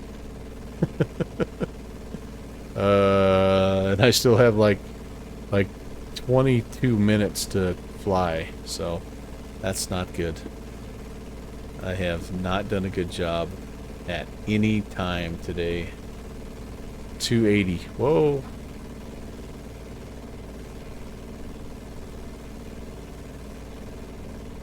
I think I got a little far south again, as I tend to do.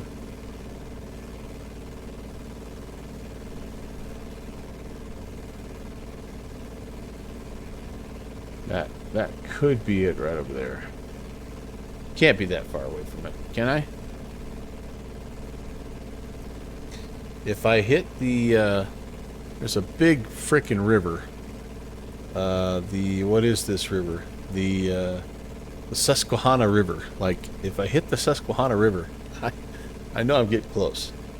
This little Harrisburg International, it actually is international. It's a really pretty little place. It's right on the river. It's right nestled into the river. It's really a cool little spot. Oh, this could be our interstate right here, kind of running through the trees. But this is a pretty drive. Really nice in the fall, I bet. I'm just going to try to generally head. I feel like I was flying maybe a little, I don't know.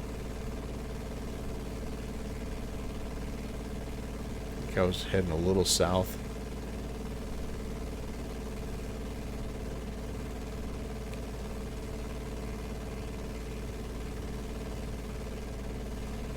I'm really making time now. 61. Is this knots? Miles an hour. 61 miles an hour.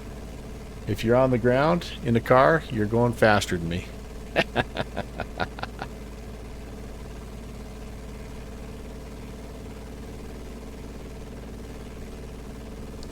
You know, they don't talk hardly at all about the trip back home, because they flew from New Jersey to California, and then they had to fly back home. I mean, they didn't catch a train and ship the plane home. But they didn't really talk much about that flight. I'm guessing, though, that they had a blast. I mean, tailwind, I bet they, were doing twice the airspeed, ground speed. I mean, I bet they just had a ton of fun. Everywhere they went, people knew them. I bet they had a blast. All right. Lots of roads, lots of things happening here. That's good. That's good. Oh, boy. Ooh, that was a long stutter. How many ants exist worldwide? Oh, good Lord. I wouldn't even know where to begin. And who would estimate, who would count that? 20 quadrillion. Wow. I wonder how you estimate something like that. Yeah, see, I just didn't know if that was clear cut, or if that's actually a highway. You can see some cars on it now. My imagery is not the best for roads in here. All right, what do we got? We got a town. This could be the town of Lawn. Little tiny lake that's not on the sectional. Man, what a fun way to see the world, though. You'd be pretty limited. There's only, I mean, I don't know what the crosswind max is on a plane like this, but I can't imagine it's much.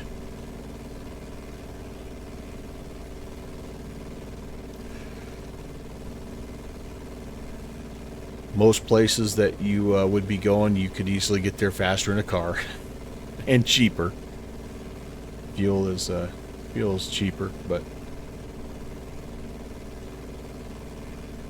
Beaver, that's about what you make every year teaching music in Norway, isn't it? About 20 quadrillion euros, roughly. That's why the guy can afford a 4090 and 64 gigs of RAM. Like teachers. Run out of fuel soon, you think? Yeah. I should probably think a little bit about where the heck should I put down. Maybe I should have landed. Maybe I should have landed in Lancaster. What is my thing so? Oh, 1.9 gallons. Oh boy. Oh boy. Oh boy.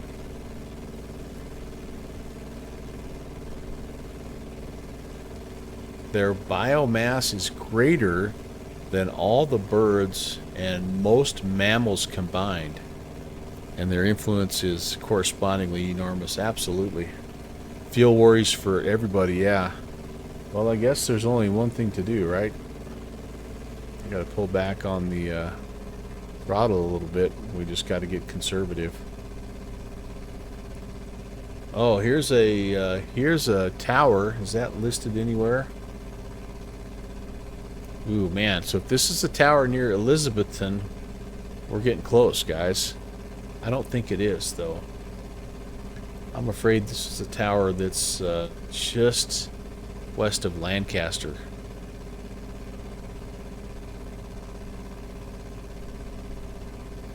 I feel like I should have diverted to Lancaster. We're just gonna be conservative here, and if we have to put it down in a farmer's field, I guess that's what we have to do. I should try to not fly over that and try to aim for flying over something more like that, though, shouldn't I, guys? East of Rover. You're east of the Rover airfield. Okay. Yeah, Chris, those guys that go up to the top of that, they definitely earn their money. And, you know, not to mention, like, obviously the height thing, right? Like, it's crazy how exposed you are, but just climbing from the bottom to the top, like, how good a shape do you have to be in to make that climb? Holy cow, 24.8 is what, is that? Oh, that's what Middleton is, isn't it? 24.8. Thank you, Rob. Whoops. I'm all over the place now. 24.8.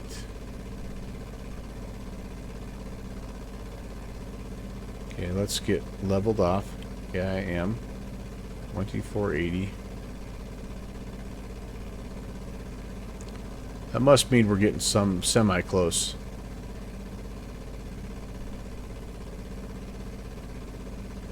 Okay, I'm going to go there, and I'm going to monitor 20...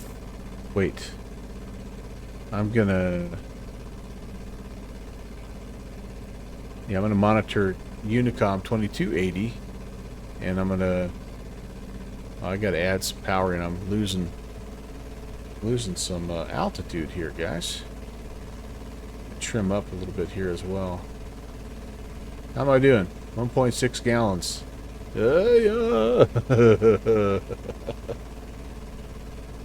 Beethoven, no. Keep it coming, buddy.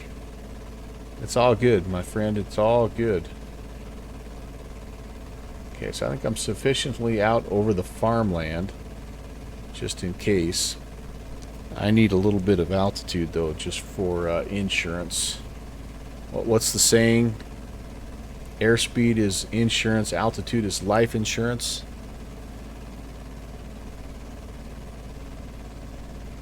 Let's climb while we got a little fuel.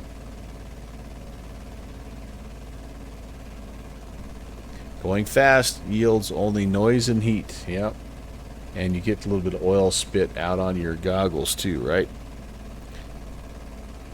I wonder if the airflow, the fuel efficiency is impacted at all by the door and window being open. I guess we might as well try to be as efficient as possible in all ways, right?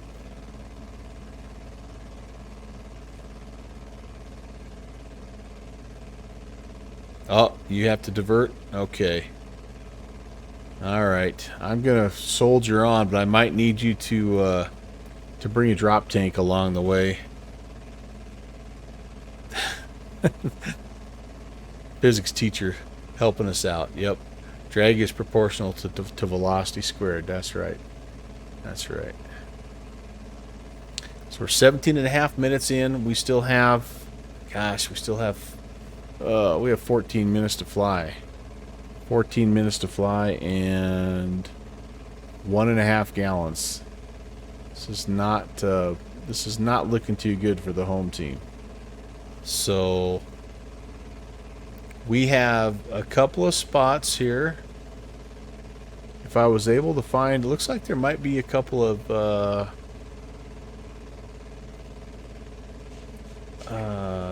that's not the symbol for nuke power plants, is it? No.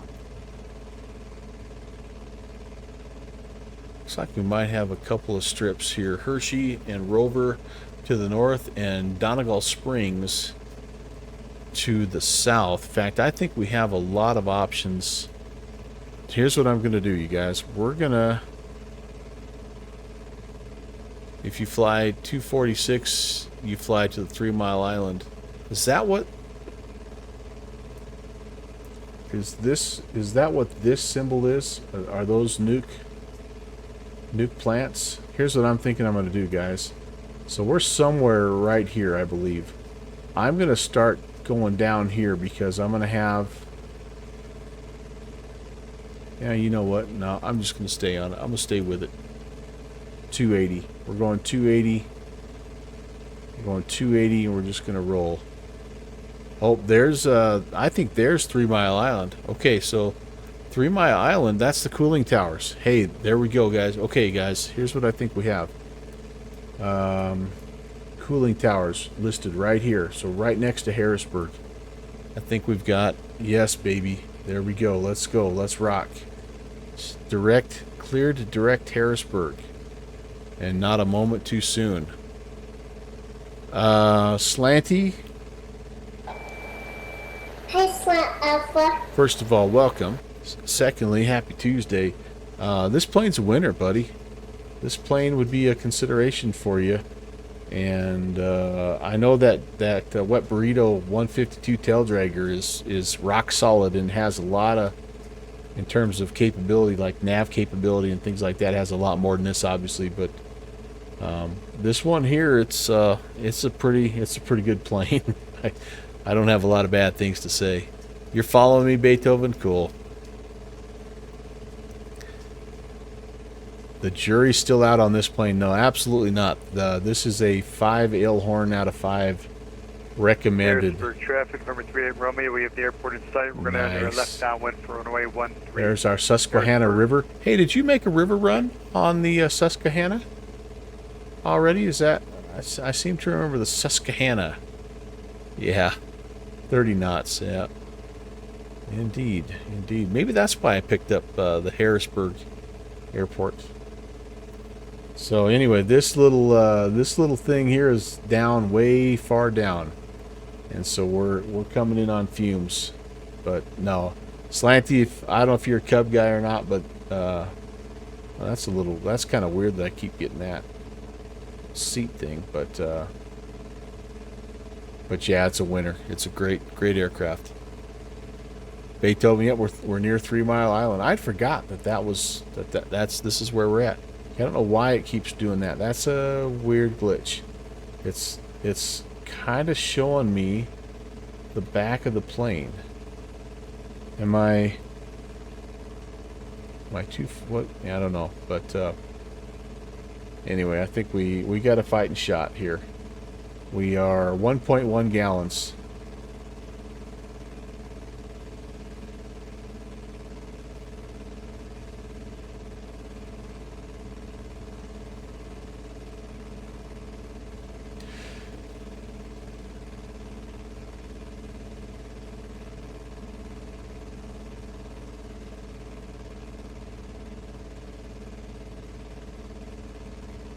Yeah, that little flash thing is the first bug that I've had with this plane, and it just received an update. By the way, it's got some state saving and things like that.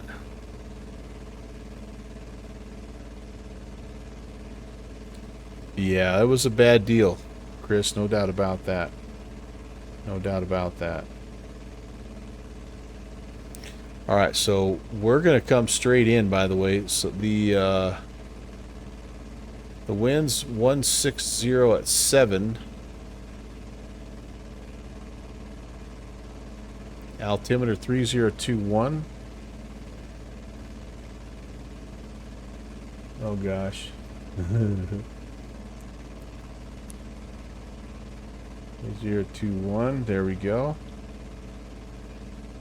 And that's going to be a crosswind regardless, isn't it? Crosswind regardless. So what does Harrisburg have? 1-3 and 3-1. So we'd probably be better off on runway 13. So it's a left-hand pattern to runway 13. So we're going to just jump. We're going to join the left downwind 13, and we'll swing it around and hopefully bring it home.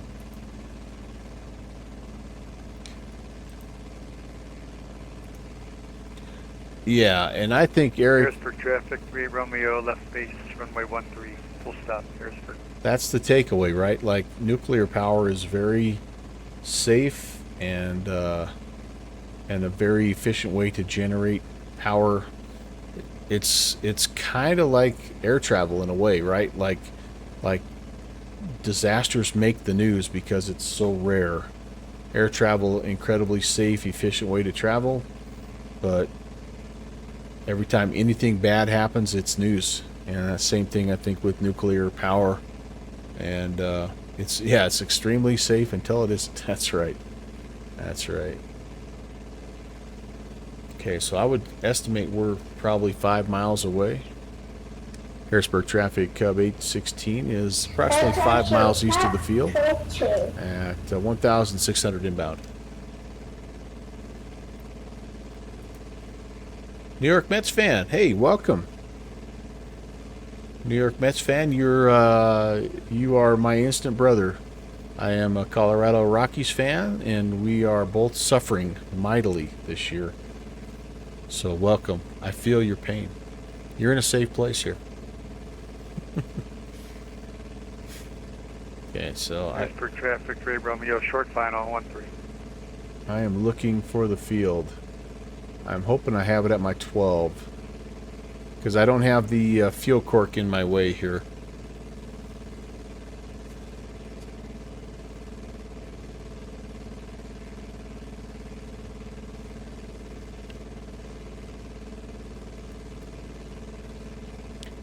This has been a really nice flight, you guys. I appreciate it.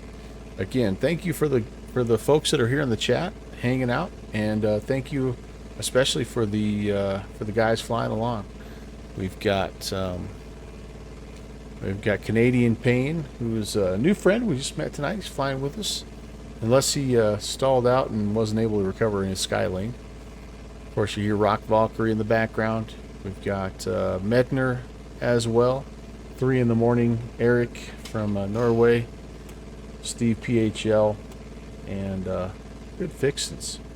I think that's everybody flying along. I think we've got the field. So I appreciate it, guys.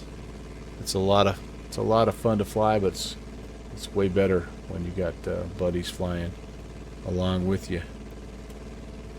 You must have put some Jet A in your Cub there, Rock Valkyrie. You're diverting to Smoketown? Okay, the fuel's holding you back. All right. Well, I need to take a little break here at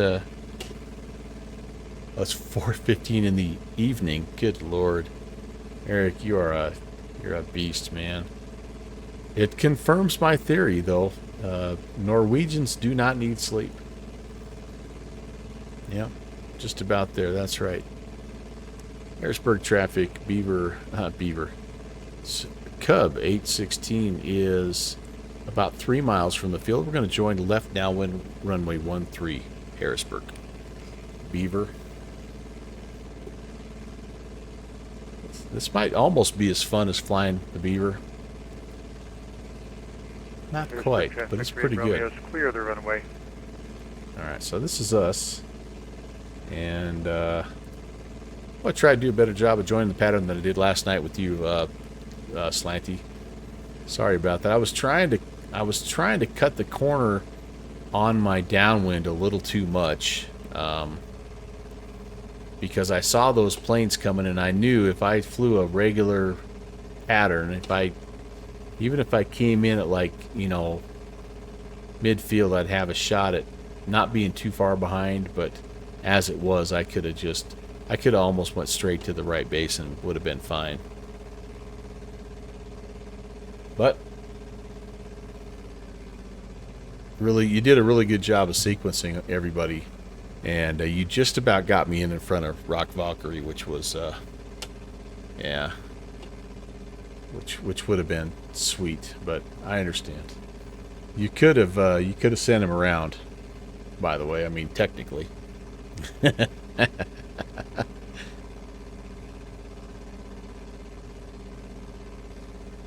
Yeah, you make it look fun, Slanty. I'm considering maybe starting my ATC training here. You make it look really fun. Harrisburg traffic. Cub 816 is on the 45 to join the left downwind runway 13, Harrisburg.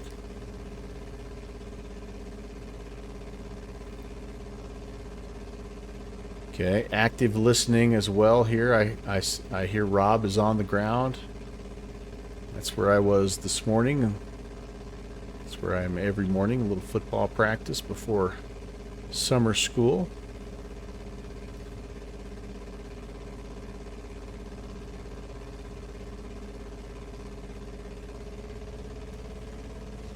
Okay.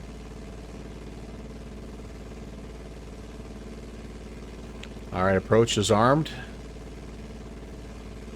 LNAV, VNAV. Green. Rob, you're just going to watch the last 19 mile. Congratulations, by the way. Rob Valkyrie won the Piper Cup giveaway on the Discord channel tonight. So congratulations there. That's our June giveaway, and thought it would be really fun to do that. I don't normally give away a specific product, but I just knew that you guys, you're my people, and I knew you would enjoy this plane. So, out of fuel. I am getting close. 0.3. Oh my goodness. I am, yep, that's me. That's me. I think we can make the field. Well, actually, I don't think we could make the field right now. I need to cut it super short on the final, don't I? My dog says hello, Beethoven. Harrisburg traffic, Cub 816 is left base, runway 13, Harrisburg. And we are closed. Uh-huh. Yeah, we're gonna aim for the threshold here, you guys. Oh my goodness. I think I can make the field now if I run out of fuel. Where's the feather on this thing? How do you turn it off? You turn the mags off and then turn the fuel off.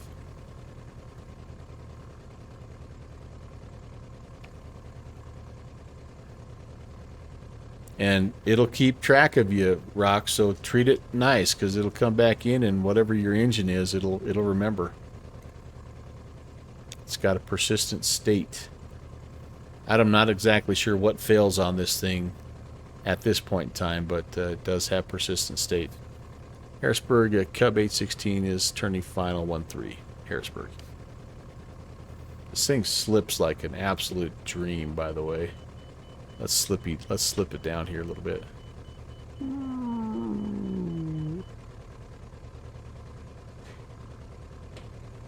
Was I getting a beeping? What in the world would be beeping on this thing? Just walking the dog here. Just a nice stroll in the park.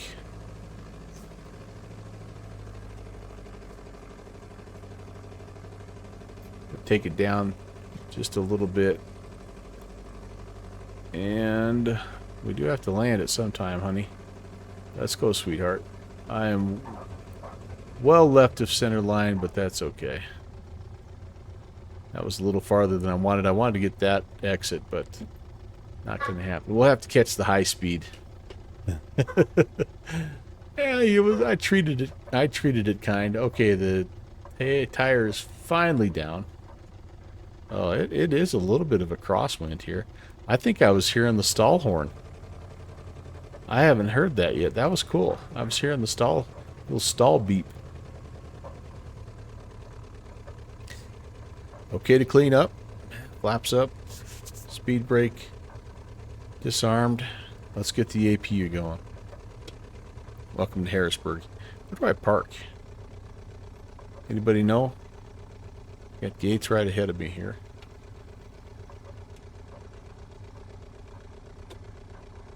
Straight ahead, maybe. Harrisburg traffic. Cub 816 is clear of runway 13. Harrisburg. Yeah, we'll just go straight in here. Actually, hold on. Hold on. I see fuel tanks over there. Airport diagram. Let me stop for a second here.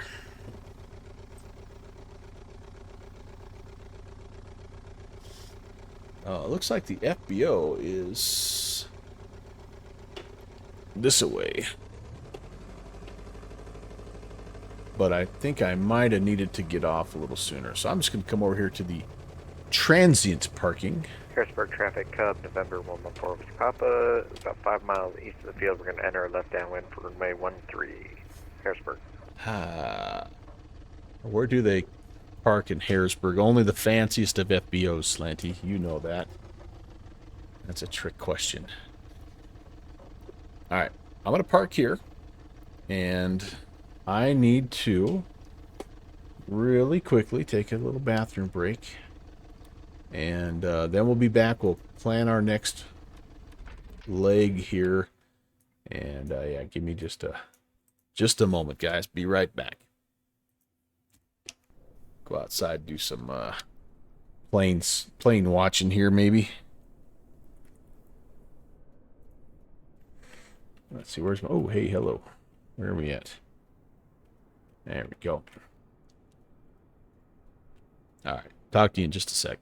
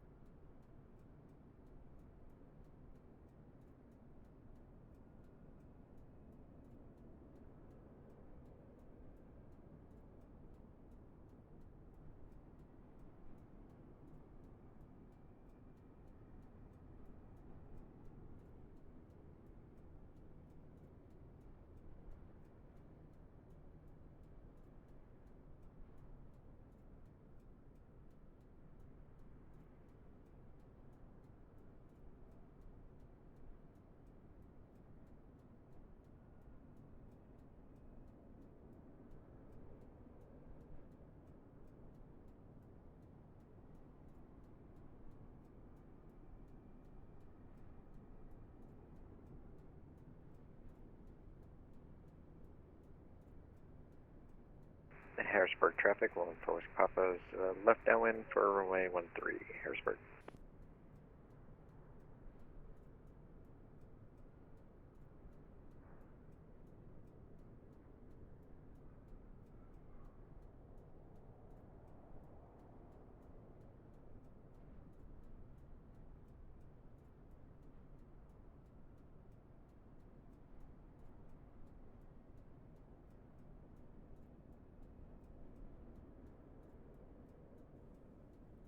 Aren't any luck with good fixins just yet?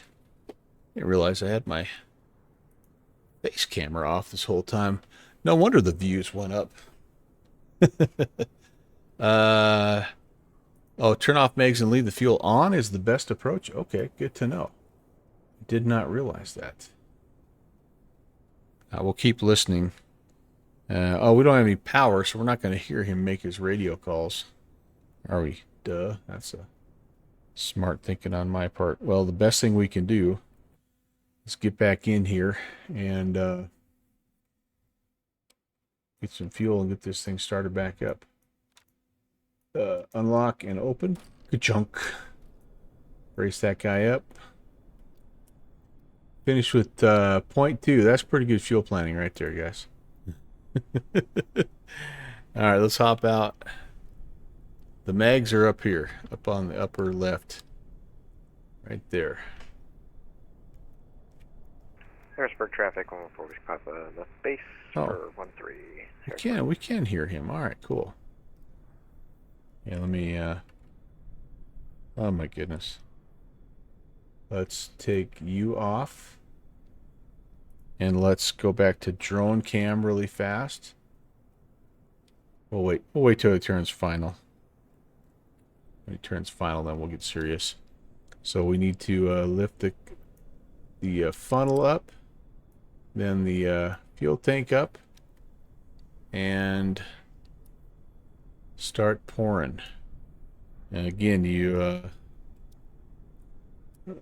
can't see the cork there, so you'd be looking inside, but we kind of have to cheat here.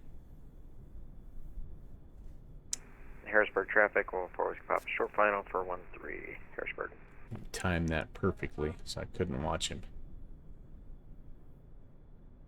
But little did he know I'm the fastest fuel filler in the West. Let's see what we got here. Here he comes.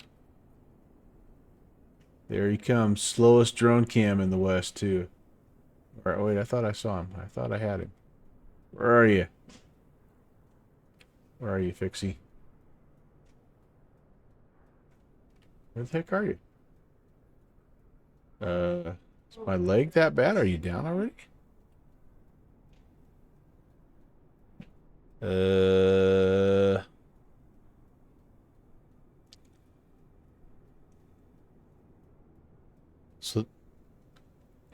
So Chris, you're saying that was a real pilot that recommended that you leave the fuel pumps on. Oh, he's down. I just dang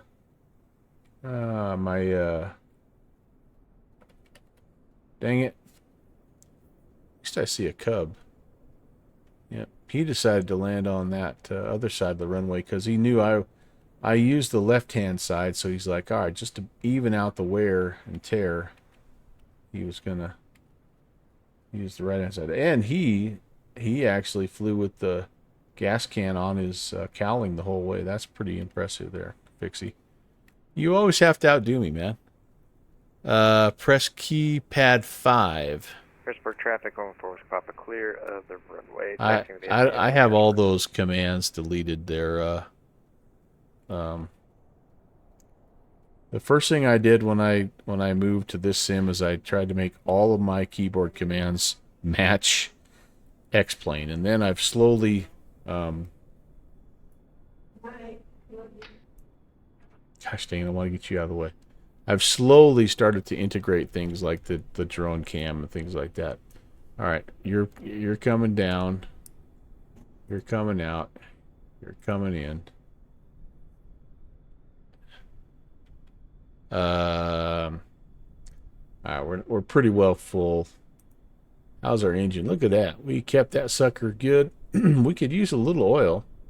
And then, so I don't think you have the ability to add oil. You can check the oil, which is kind of fun. You can check the oil. You got to take all these cotter pins out. 1, 2, 3 there.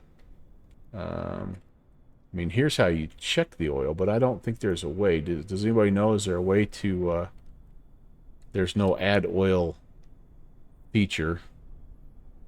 And actually taking the cotter pins out doesn't do anything other than just removes the cowling.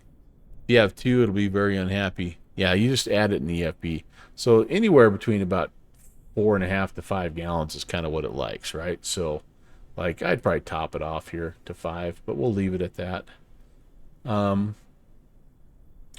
right, and so, yeah, so we're a little bit, so we flooded it a little bit, and apparently, this is what I don't know, like if you rotate it backwards, it helps with that. Is that how that works? I don't know how to do it that way, though. I could be completely messed up. Or maybe I have to... Oh, no, wait. I have to keep the throttle closed and turn the prop. But however, let's make sure the mags are off. There we go. Just pull the prop the other way. So you don't do like the flooded engine procedure on the Beaver where you just have the well, actually the flooded engine procedure on the Beaver, you have the mixture closed and the prop full forward. All right, so you just pull the prop the other way. I can't. It only wants to go. Oh, there we go. So I did a spin back. Did that help with my? Yeah, still not quite. I might be okay. 101 is not horrible. But anyway, before we do anything else, though, we got friends coming in still, and they need fuel and all that good stuff. We need to plot our next leg. It's our last leg of the evening here, guys, and we're going to be going from Harrisburg to Carlisle. Now, in the book, this is actually, they made it all the way to Carlisle before they had to refuel. So that shows you just the difference in, the sim. Probably me running the engine a little harder than I needed to. Yeah, that's right. That may be what we see here, Pixie. It could also be tailwind, headwind, crosswind. I don't know, but we've got 19 more miles to go on a 280 to Carlisle, and I'm hoping, famous last words, that we should be able to get out of here and go straight there without too much trouble. We do have this interstate highway here that we could follow, Interstate 76. We'll try to keep that off our right wing, and yeah, 19 miles to Carlisle at a blistering, I'm going to even change this to 65. So Harrisburg to Carlisle should be about 16, almost 17 minutes. And I think that's what we're going to try to do. If you guys want to keep flying along, awesome. I'm going to have the window down because, again, it's warm here. It's warm. And is it? Yeah, it's... oh, I have the daytime, so it's 8:30 in the morning here is what I have set.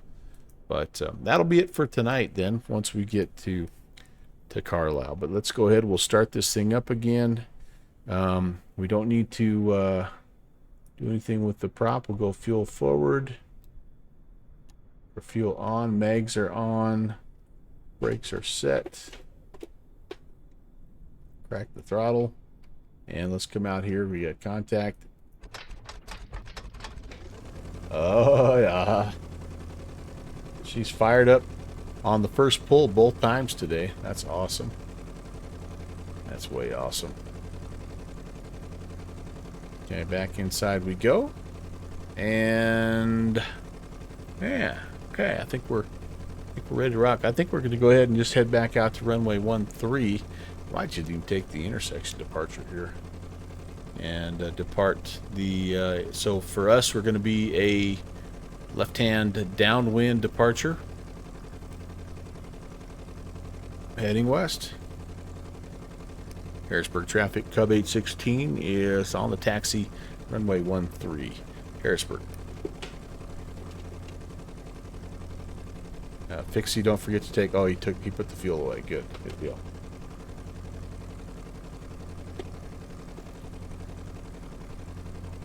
I'm guessing I have enough runway here. Harrisburg traffic, Cub November 114 Whiskey Papa, also on the taxi, following the company traffic. Harrisburg. Can I see around my... I don't know how the guys did it when they had a person in front of them. They must have been just leaning out the side the whole time. All right, what's this intersection here? Harrisburg traffic, Cub is going to be intersection departure 13. Will be left-hand downwind departing the area westbound, Harrisburg. All right, clear right, clear left. Flap set to takeoff, trim set, spoilers armed, auto throttle armed. Let's go flying. Olfactory navigation. They talk a lot about that in the book, about really how Buck from the backseat did a lot of looking, leaning around his brother to look and see how they were doing. But there we go, guys. We do have a little crosswind to keep track of. There we go. Takeoff power set. There's 50. And we can start to fly.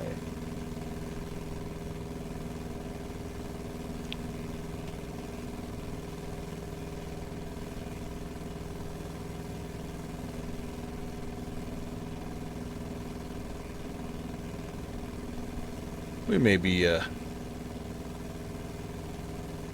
we should be okay. Left-hand traffic, get the heck out of Dodge and start the clock. It's been very nice, guys. I've really enjoyed this.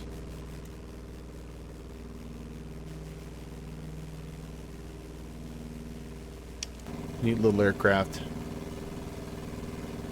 Harrisburg traffic, Cub 816 is turning left crosswind 13, Harrisburg.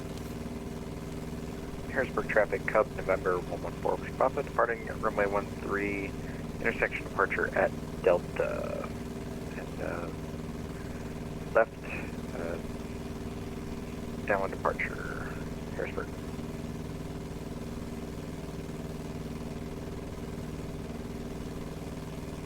Take a look here. Harrisburg, Cub 816 is left downwind 13, Harrisburg.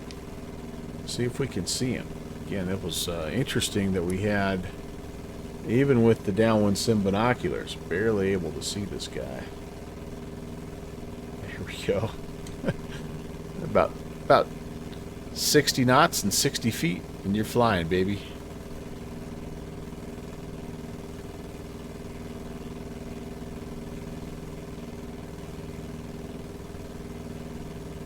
We're going to bend the rules just a little bit here. Harrisburg traffic, Cub 816 is going to be midfield, overflying 1,100, and we're going to be departing the area westbound. Just bending the rules just a smidge. Just a smidge. Just hang your right, Fixie. Come join me. I won't tell anybody. Oh, he's being a good pilot. Look at him turning left crosswind. Harrisburg traffic, 114 Whiskey Papa, making a right crosswind departure to the west. Add up, baby. Harrisburg. Alright, let's get on the 280 here and I'll start my stopwatch. Pull back the RPMs. Hopefully Eric's got some fuel and has been able to rejoin us here.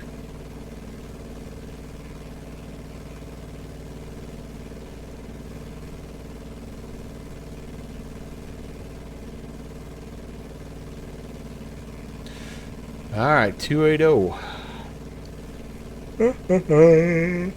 I see that bridge. That's good.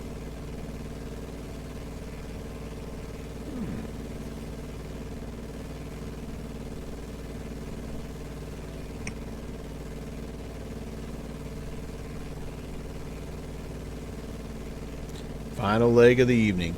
Yeah, guys, so again, like I said at the beginning of the stream, I'm not sure that I'm going to fly every single leg that they flew. Excuse me while I itch my eye. There's definitely some in the book that are more, like they're more descriptive than others. And I think that's probably because there's a few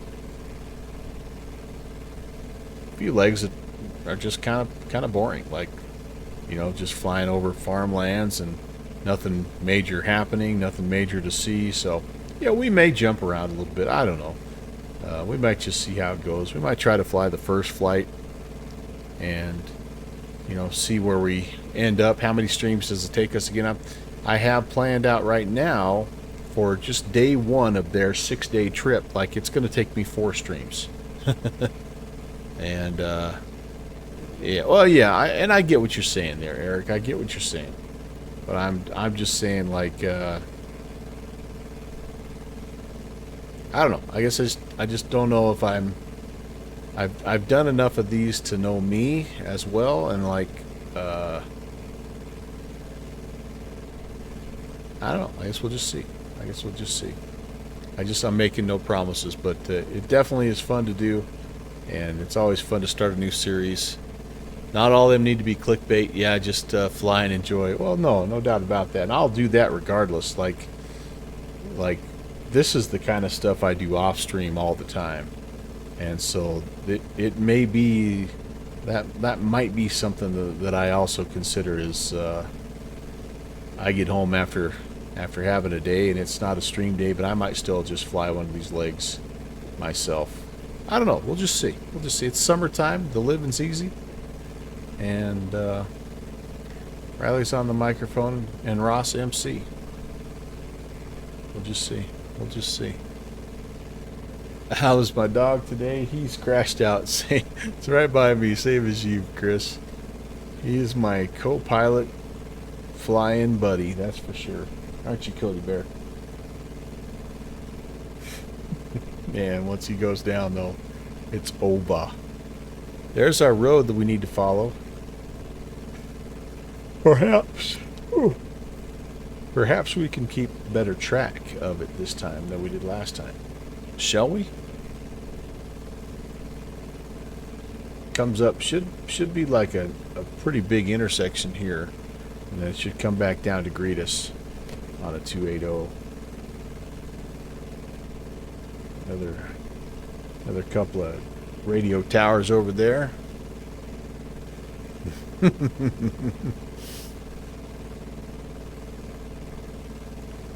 The flat land is a slow and beautiful build-up to the Rockies. Yeah, no doubt about that. Well, and I was born in South Dakota, right? So like that part of the world is has a special place for me. I love that. I love the farmlands and the Midwest and that kind of, So again, we'll just see if people enjoy it. We'll keep doing it on stream, and if they don't, then I'll just do it some on stream and some off stream, and I'll just keep you guys up to date on where I end up. Now, what's this little airport? This is wait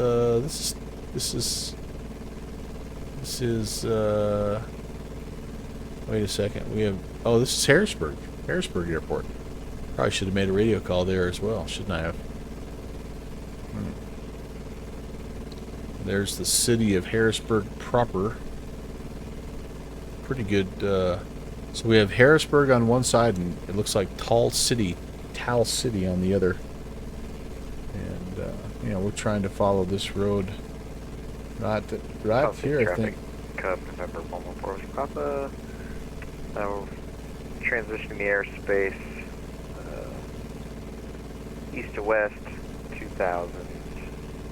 We will remain south of the field, Tal City. Latitude.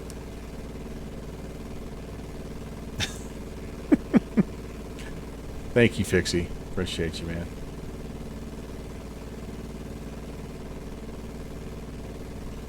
That's my purse. I don't know you.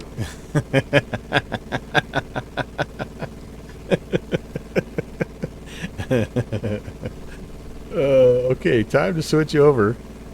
And we are still monitoring the Middleton traffic just for a little bit. My co-pilot needs a maths course in fuel management. Whoops. There's no doubt about that. So you're saying landing with 0.2 gallons of fuel is not good? You don't think I could have done one go around and then diverted to my alternate?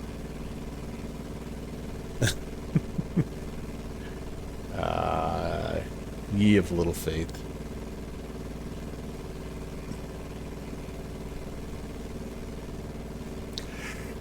Oh man, I've got the yawns all of a sudden. I've got an early morning tomorrow, or I'd be tempted to keep flying. I would be tempted. been kind of a short one tonight. I know it's only going to be a little over 3 hours, but it is a Tuesday night after all. Slanty, you've got to get up. Oh, not tomorrow morning, Thursday morning, early in the morning, man. It's absolutely killing me that I can't be down there to join you guys, but I know you'll have a blast, and I know there'll be lots of stories to tell, and I'll just have to do like when it was in San Diego. I'll just have to expo vicariously through you guys. So that's all right. That's all right. I am excited that they're gonna announce the venue for the following year, though, before the close of this year. So you're a heathen Scandinavian. No. I know that's not true. You guys all converted to Christianity by the end. I don't trust your capricious toga dog math skills. Hey, firm. Yeah, Iowa Scotsman. I mean, there's just so many of you, like, and I knew that it was going to be, something amazing last year when I went. But even with the expectations that I had, it still exceeded my expectations just to hang out and visit with you guys. So just to break bread, as they say. I think I've already lost my road. I hope not. I hope this is my road.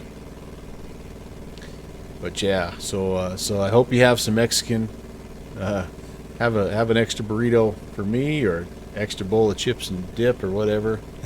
You'll convert at the point of the sword. Oh man, that's Scandinavian. One real Scandinavian talking to an ex-Scandinavian there.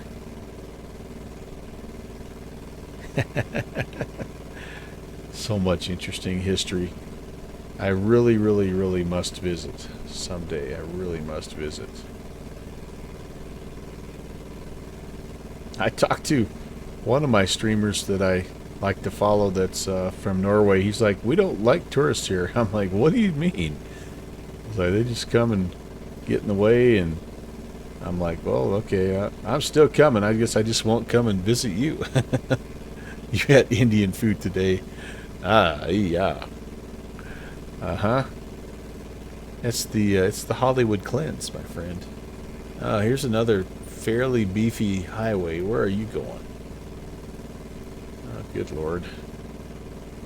Well, that's definitely not going the direction I wanted to go. I must already be off. I bet I'm off already.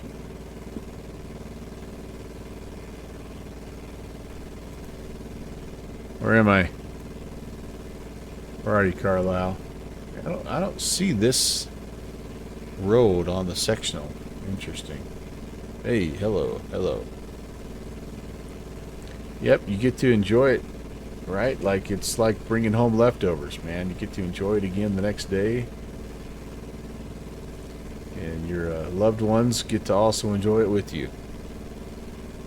5 pounds up today, 7 down tomorrow. Oh, man. Yeah, that's what they call the Hollywood cleanse, buddy. The Hollywood cleanse.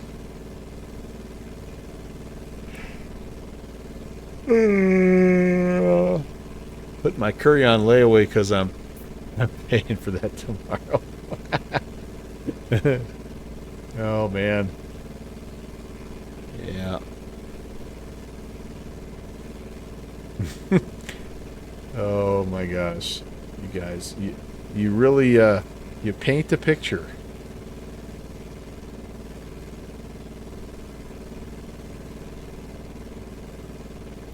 Old man problems, right? Old man problems. And this is nice out here. This area. There's so much of the country I haven't seen. It's crazy. So my wife and I celebrate our 35th anniversary next June, and she wants to take a trip. We were gonna take a trip. Our 30th, we had a trip to New York planned. That was going to be our anniversary, and then COVID hit, shut everything down, so we didn't make that trip. So now she wants to take one next year, and I'm trying to parlay it into seeing like some friends, like, you know, saying, hey, we have a place to stay, we have a little bit of a tour guide, you know, see the local hot spots. And she is like, no, we are not going on our anniversary to see your flight sim friends. I'm like, come on.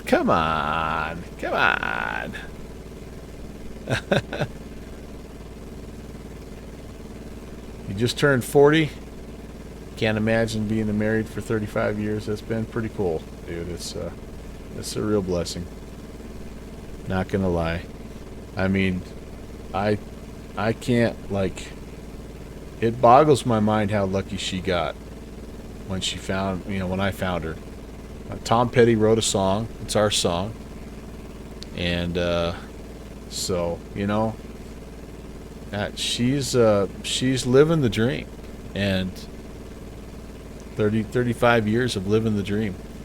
Like, okay, Slanty, I'm telling you, I'm saying, like, I have friends now all over the place, you know, and your area is definitely on the top of the list. But so far, I have not been able to tear down that wall, if you know what I mean. But I've got a year to chip away. Yeah, I mean, like, there's just so many people that would be so much fun to hang out with. There's no doubt about that. All right, so this road is supposed to be going away from me. That's good. I wish the quarry was on the sectional, but I don't see it. That would be a nice visual waypoint. So we're just going to keep going 280 here. We're 14 minutes in. It's a 19-minute... check that.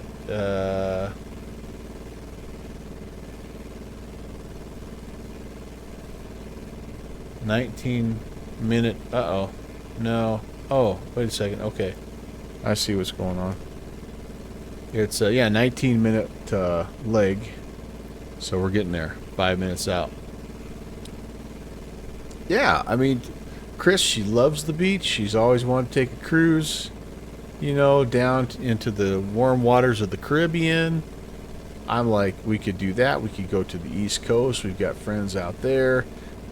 I'm like, I even know a dude in Norway. We could go see the fjords. But so far, it's all falling on deaf ears. I don't know. Again, when every day is for her like a honeymoon, you know, I could see why she doesn't really have a desire to go to these exotic places. So I'm expecting something to come down the stairs and get thrown at me any minute now, by the way. Yeah, set the bar lower. I think honestly, it would be a hoot, and maybe even a stream series to just plot out like an around the U.S. tour of all the people like to go see you and Steve PHL and Smitty and Rock Valkyrie and Downwind Sim, you know, just to go and just to tour around. That'd be a heck of a road trip there. I gotta retire so I can do more of this stuff, but then the problem is I need money to do it. So I think we're close, guys. Carlisle traffic, Cub 816 is approximately 5 miles to the east of the field at 1,300 inbound, Carlisle. This is Somerset to Carlisle. A firm, sleeveless welcome. Yeah, we're just doing the last little bit of it. We just stopped at Middleton, and so we're taking this last little 20-minute hop to Carlisle. Nice to see you, sleeveless. Hope things are well.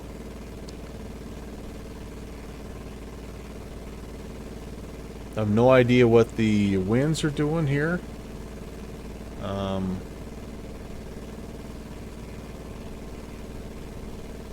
It looks like we got an east-west running situation here, so east, 45-degree left downwind for the east runway. All right, you got it. I guess I need to find the field first here, though, don't I?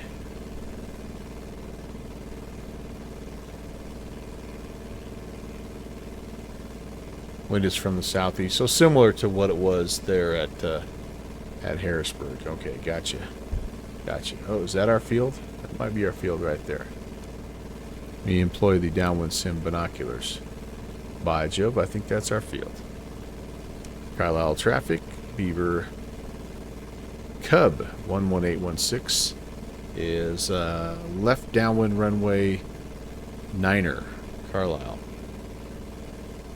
I don't know how many times I want to say Beaver 816 when I see your name pop up in chat. A Beaver Cub. That's right. It could be a thing. It could be a thing. Oh, look at that. Beautiful. Look at that little twisty twirly. Love that thing. It's so good, Slanty. Flying with the door off. Animation. Thing will clang on you. A little bit of oil smoke. It's so good. It's so good. It's just really, really slow.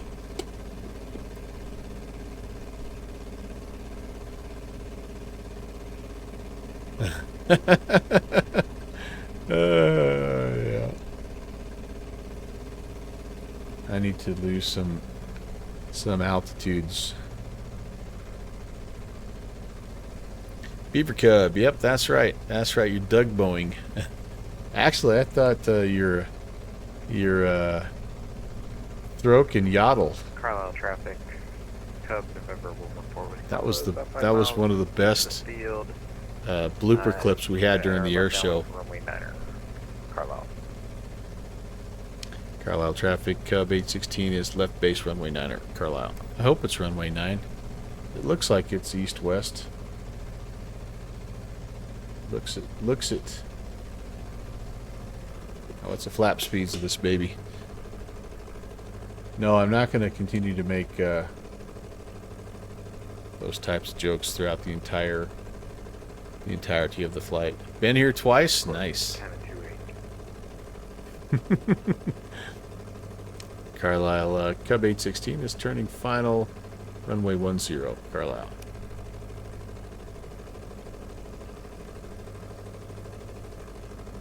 We're going to take it on down because we got a little ways. Oh, look at that crab. Oh, hey, hello. Kick the tail out a little bit here.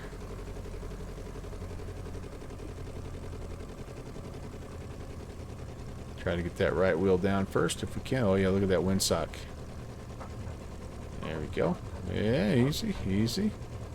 Easy, easy, easy. Easy. Ooh, okay, that was a little bit more spicy than I was hoping, but we're down. We're not all the way home yet, but we're down.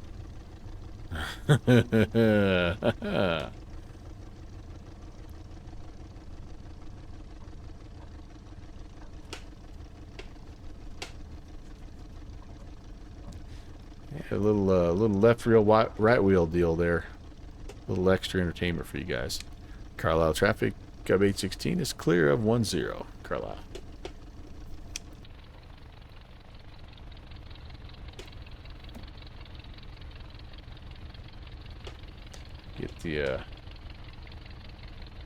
Get the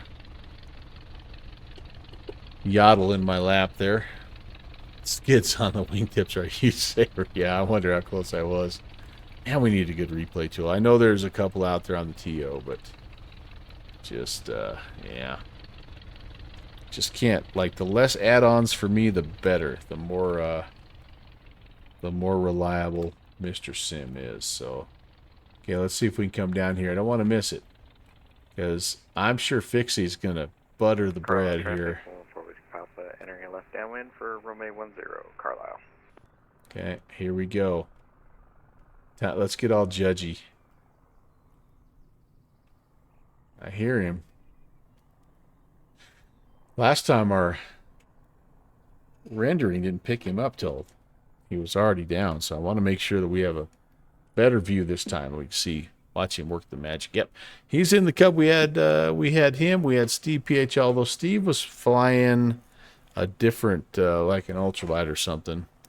We had Eric was in the Cub. Rob Valkyrie was in the Cub tonight. And then we had another friend come in. He may have already gone to bed, but Canadian Payne, who's a physics teacher, he was in the Sky Lane. Oh, we got an ad break going. I'm so sorry. I wish I'd have saw that. I would have paused it. Maybe we'll be okay.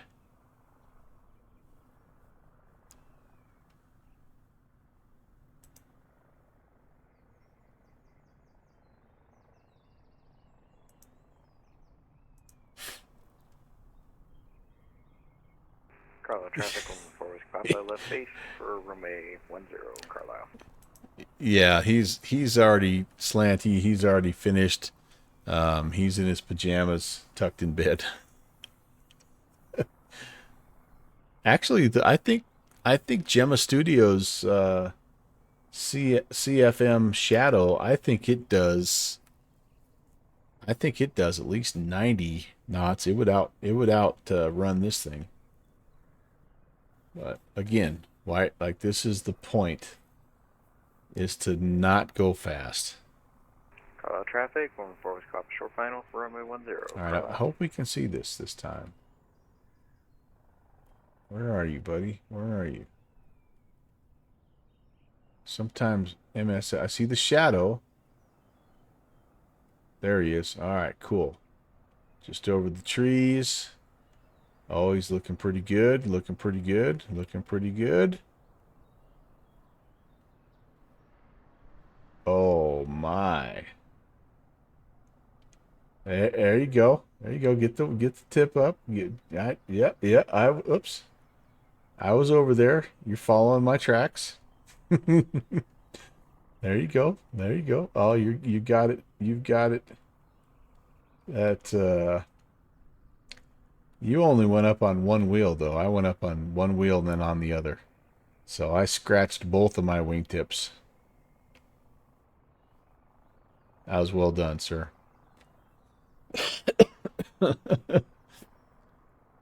Yeah, Eric, 100%. 100%. Is this the guy? Is this the guy's Discord channel for Classic Air Sim? Thank you. I wanted to join that, and I want to tell him thanks because I'm with you. I think that it's a cool aircraft, and again, this is kind of like me recommending a book to you guys. Clear the runway, Carlisle. I'm not a reader. I'm not well read. So when I recommend a book to you, you know it's going to be a good one. I'm not a Cub guy. I have an appreciation for it, but I'm not a Cub guy. But I will tell you this. This is a fun plane. Even if you're not a Cub lover, you're going to enjoy this plane. So I'm hearing Meg's off, but fuel stays on. Okay. I have no idea how this is powered, but we're going to turn those off. And then I need to, can I set the chocks out here? No. I have to do that inside. So let's, my engine though, look at me rocking the engine health. Again, I don't I don't know how much of this is simulated, but the persistent state is there. So for now, it's your oil quantity and your fuel quantity, as well as your, like if you leave this open versus closed, or if you leave the mags on, it'll have that. If you leave a door open, it'll remember your frequencies, things like that. I'm assuming though that he's probably going to have some more stuff here coming shortly. But let's get the tie downs on. We're going to get the chocks. Oh, they came in automatically with the tie downs. Okay, that's cool. And yeah, kind of hard to see. There we go. There. Well, you'd walk right into those suckers, wouldn't you? Hey, beautiful Cub. What the heck? That's something I would do. Flip the damn thing over. we did have Canadian Captain Mustache come by earlier, and he said that this developer is already planning on a bush tire variant. How can I get the... There we go. As well as a float variant. So that's going to be kind of fun. So I would guess, I don't know. I'm going to try to find out by jumping in his Discord here and just telling him thank you again. But my guess is that he's probably got some engine wear and tear simulation that he would like to do. Right now, it is definitely not, like deeply simulated as far as that goes. But I could say this: every button, everything inside the cockpit does work, is functional, and so that's cool. You can check the oil, you can add fuel, you can pull the cowling off, you could run the whole thing without the cowling on if you wanted. I'm trying to remember how you do that. I don't remember how to do that. But anyway, and then I'm sure as the community gets a hold of it, kind of like CCM, like he made some camera presets that now come with the plane, so you can have all these good presets that he has. But as the community gets a hold of it, it's just going to get that much better. So, I consider myself a Cub fan, and this is going to become a regular part of the stream for the near future. So anyway, and you're right, Eric. It's not exactly a complex endeavor, that was the brilliance of A2A, right? Like they picked the Comanche and not the 707 as their first project, because specifically, I think because of that. Like it is a complex aircraft, the Comanche, but it has less systems and things to simulate than an airliner. So, it feels more complete. And that's the same thing with this, like do less at a high level, and people will love your product. And that's, I think, what you're seeing here. So, let's see. You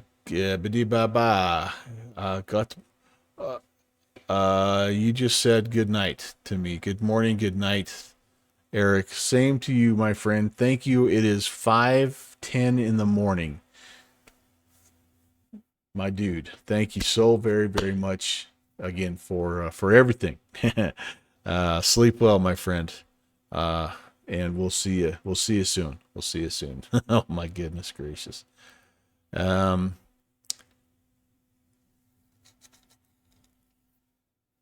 yeah, I forgot the Pito. But so anyway, I don't mean for this to be a product review. This is just me. It's Uncle Melvin telling you what he thinks, and you can take it for what it's worth. So, $17 add-on on the Contrail, vacation mode on. Yeah, baby. Enjoy a well-earned vacation, my friend. You can do all the walk-around stuff from outside. Oh, that's what CCM stuff is? Yeah. I just have some camera presets, because once you get outside, then you can take things off. You can't put them back on, but you can take things off. And again, I would think as feedback comes, because he's already responded, like the update has already offered a couple of pieces of feedback that he's implemented. And so that's nice to see. But where he excels, I mean,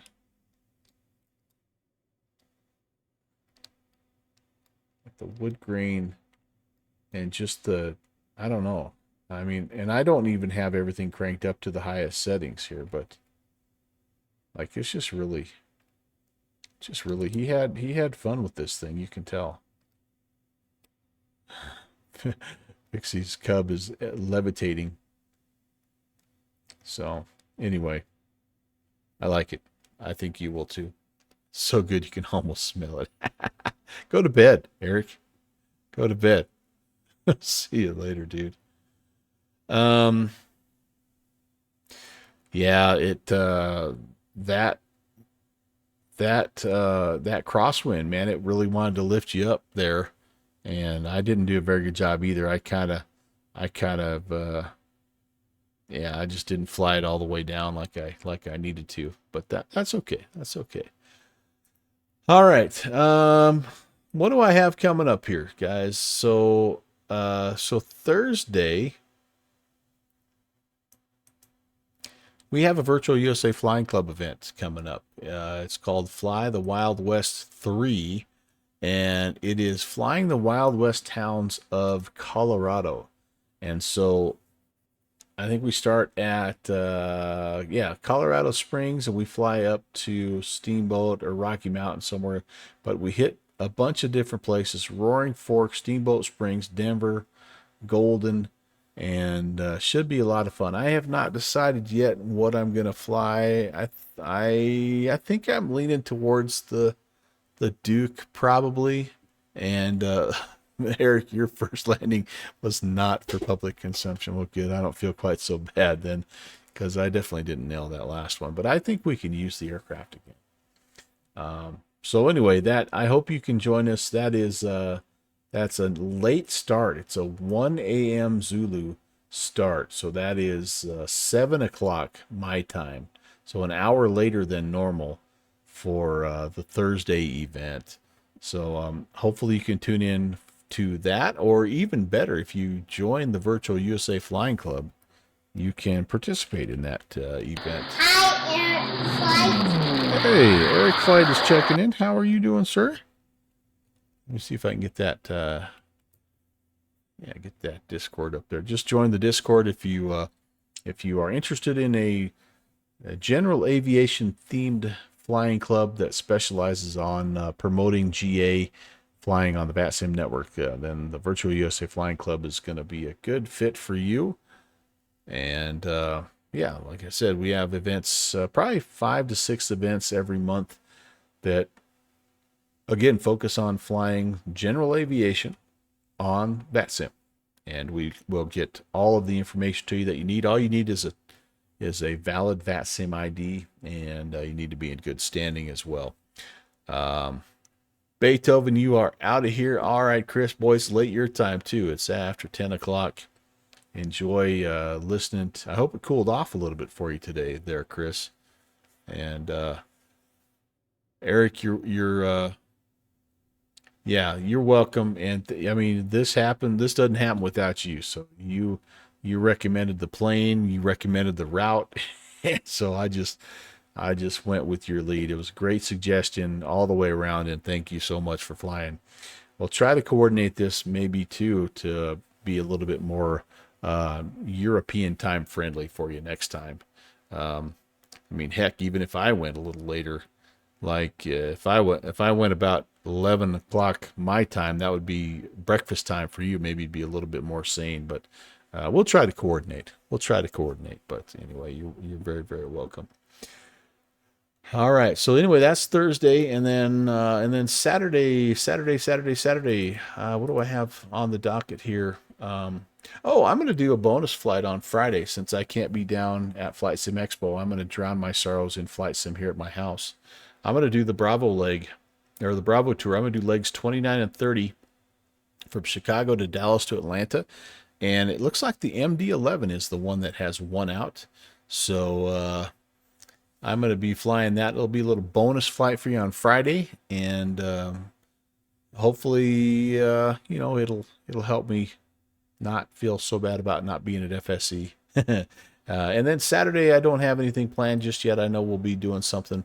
I'd like to get back over into Europe. We haven't been over there in a little while. So, the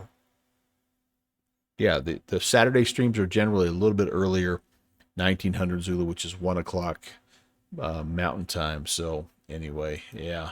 All right, Chris, I will see you as well. And Eric, you got the same plan there. You're not going to be able to make it either. Yeah, it's killing me. Oh, it's 11 o'clock, past 11 o'clock for you, Chris. Oh boy. Yeah, that's late. Yeah, I think that's about it, guys. Let's go ahead. We'll close her up. Thanks for watching my papa. yeah, when your kids get a little older, yeah, for sure. And I don't even have that excuse. I just, it's just kind of been, I mean, I'm still, my kids are grown, but they still need me. like I have, both of my sons have planned moves in June. One of them's already in the process of it, another's about to. And then my brother is actually moving himself in July. So like everybody in my family is moving within the next basically 3 weeks. So that was kind of why that was the ultimate straw that broke the camel's back, because I just needed to be around to help them out. So anyway, some thank yous. It's thank you time. Thanks for the follows, New York Met fans, fan 86, Montana dude 87, Rat Hole 80, Chubu 1. Thank you guys very, very much. Thanks for that raid flights with Joel. I know you're out of here already, probably packing his suitcase to go down to Vegas. Texas One Flyboy, thank you very, very much for 25 months, my friend. Iowa Scotsman, thank you for 37 months. It has been a wild ride, you guys, but it's been awesome. We need to keep the love going here. What's the story? Who do we have? What's going on? I don't even know. Let's see.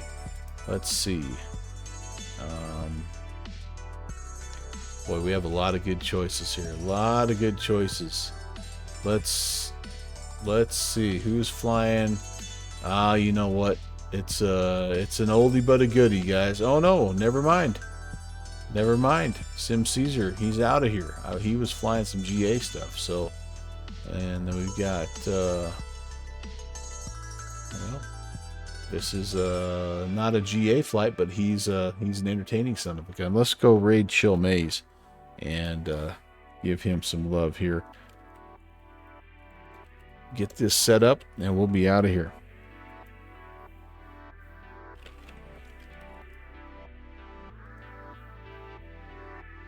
There we go. If you can stick around for a little bit, that's awesome. I've got to head out. I've got to be on the practice field tomorrow bright and early, so I'm going to try to get myself to bed. But enjoy the middle of your week. I'll be back Thursday. Slanty, safe travels down there. Anybody else who's going down FS Expo way, have fun. Have a blast. Can't wait to fly with you again. We'll see you Thursday. God bless.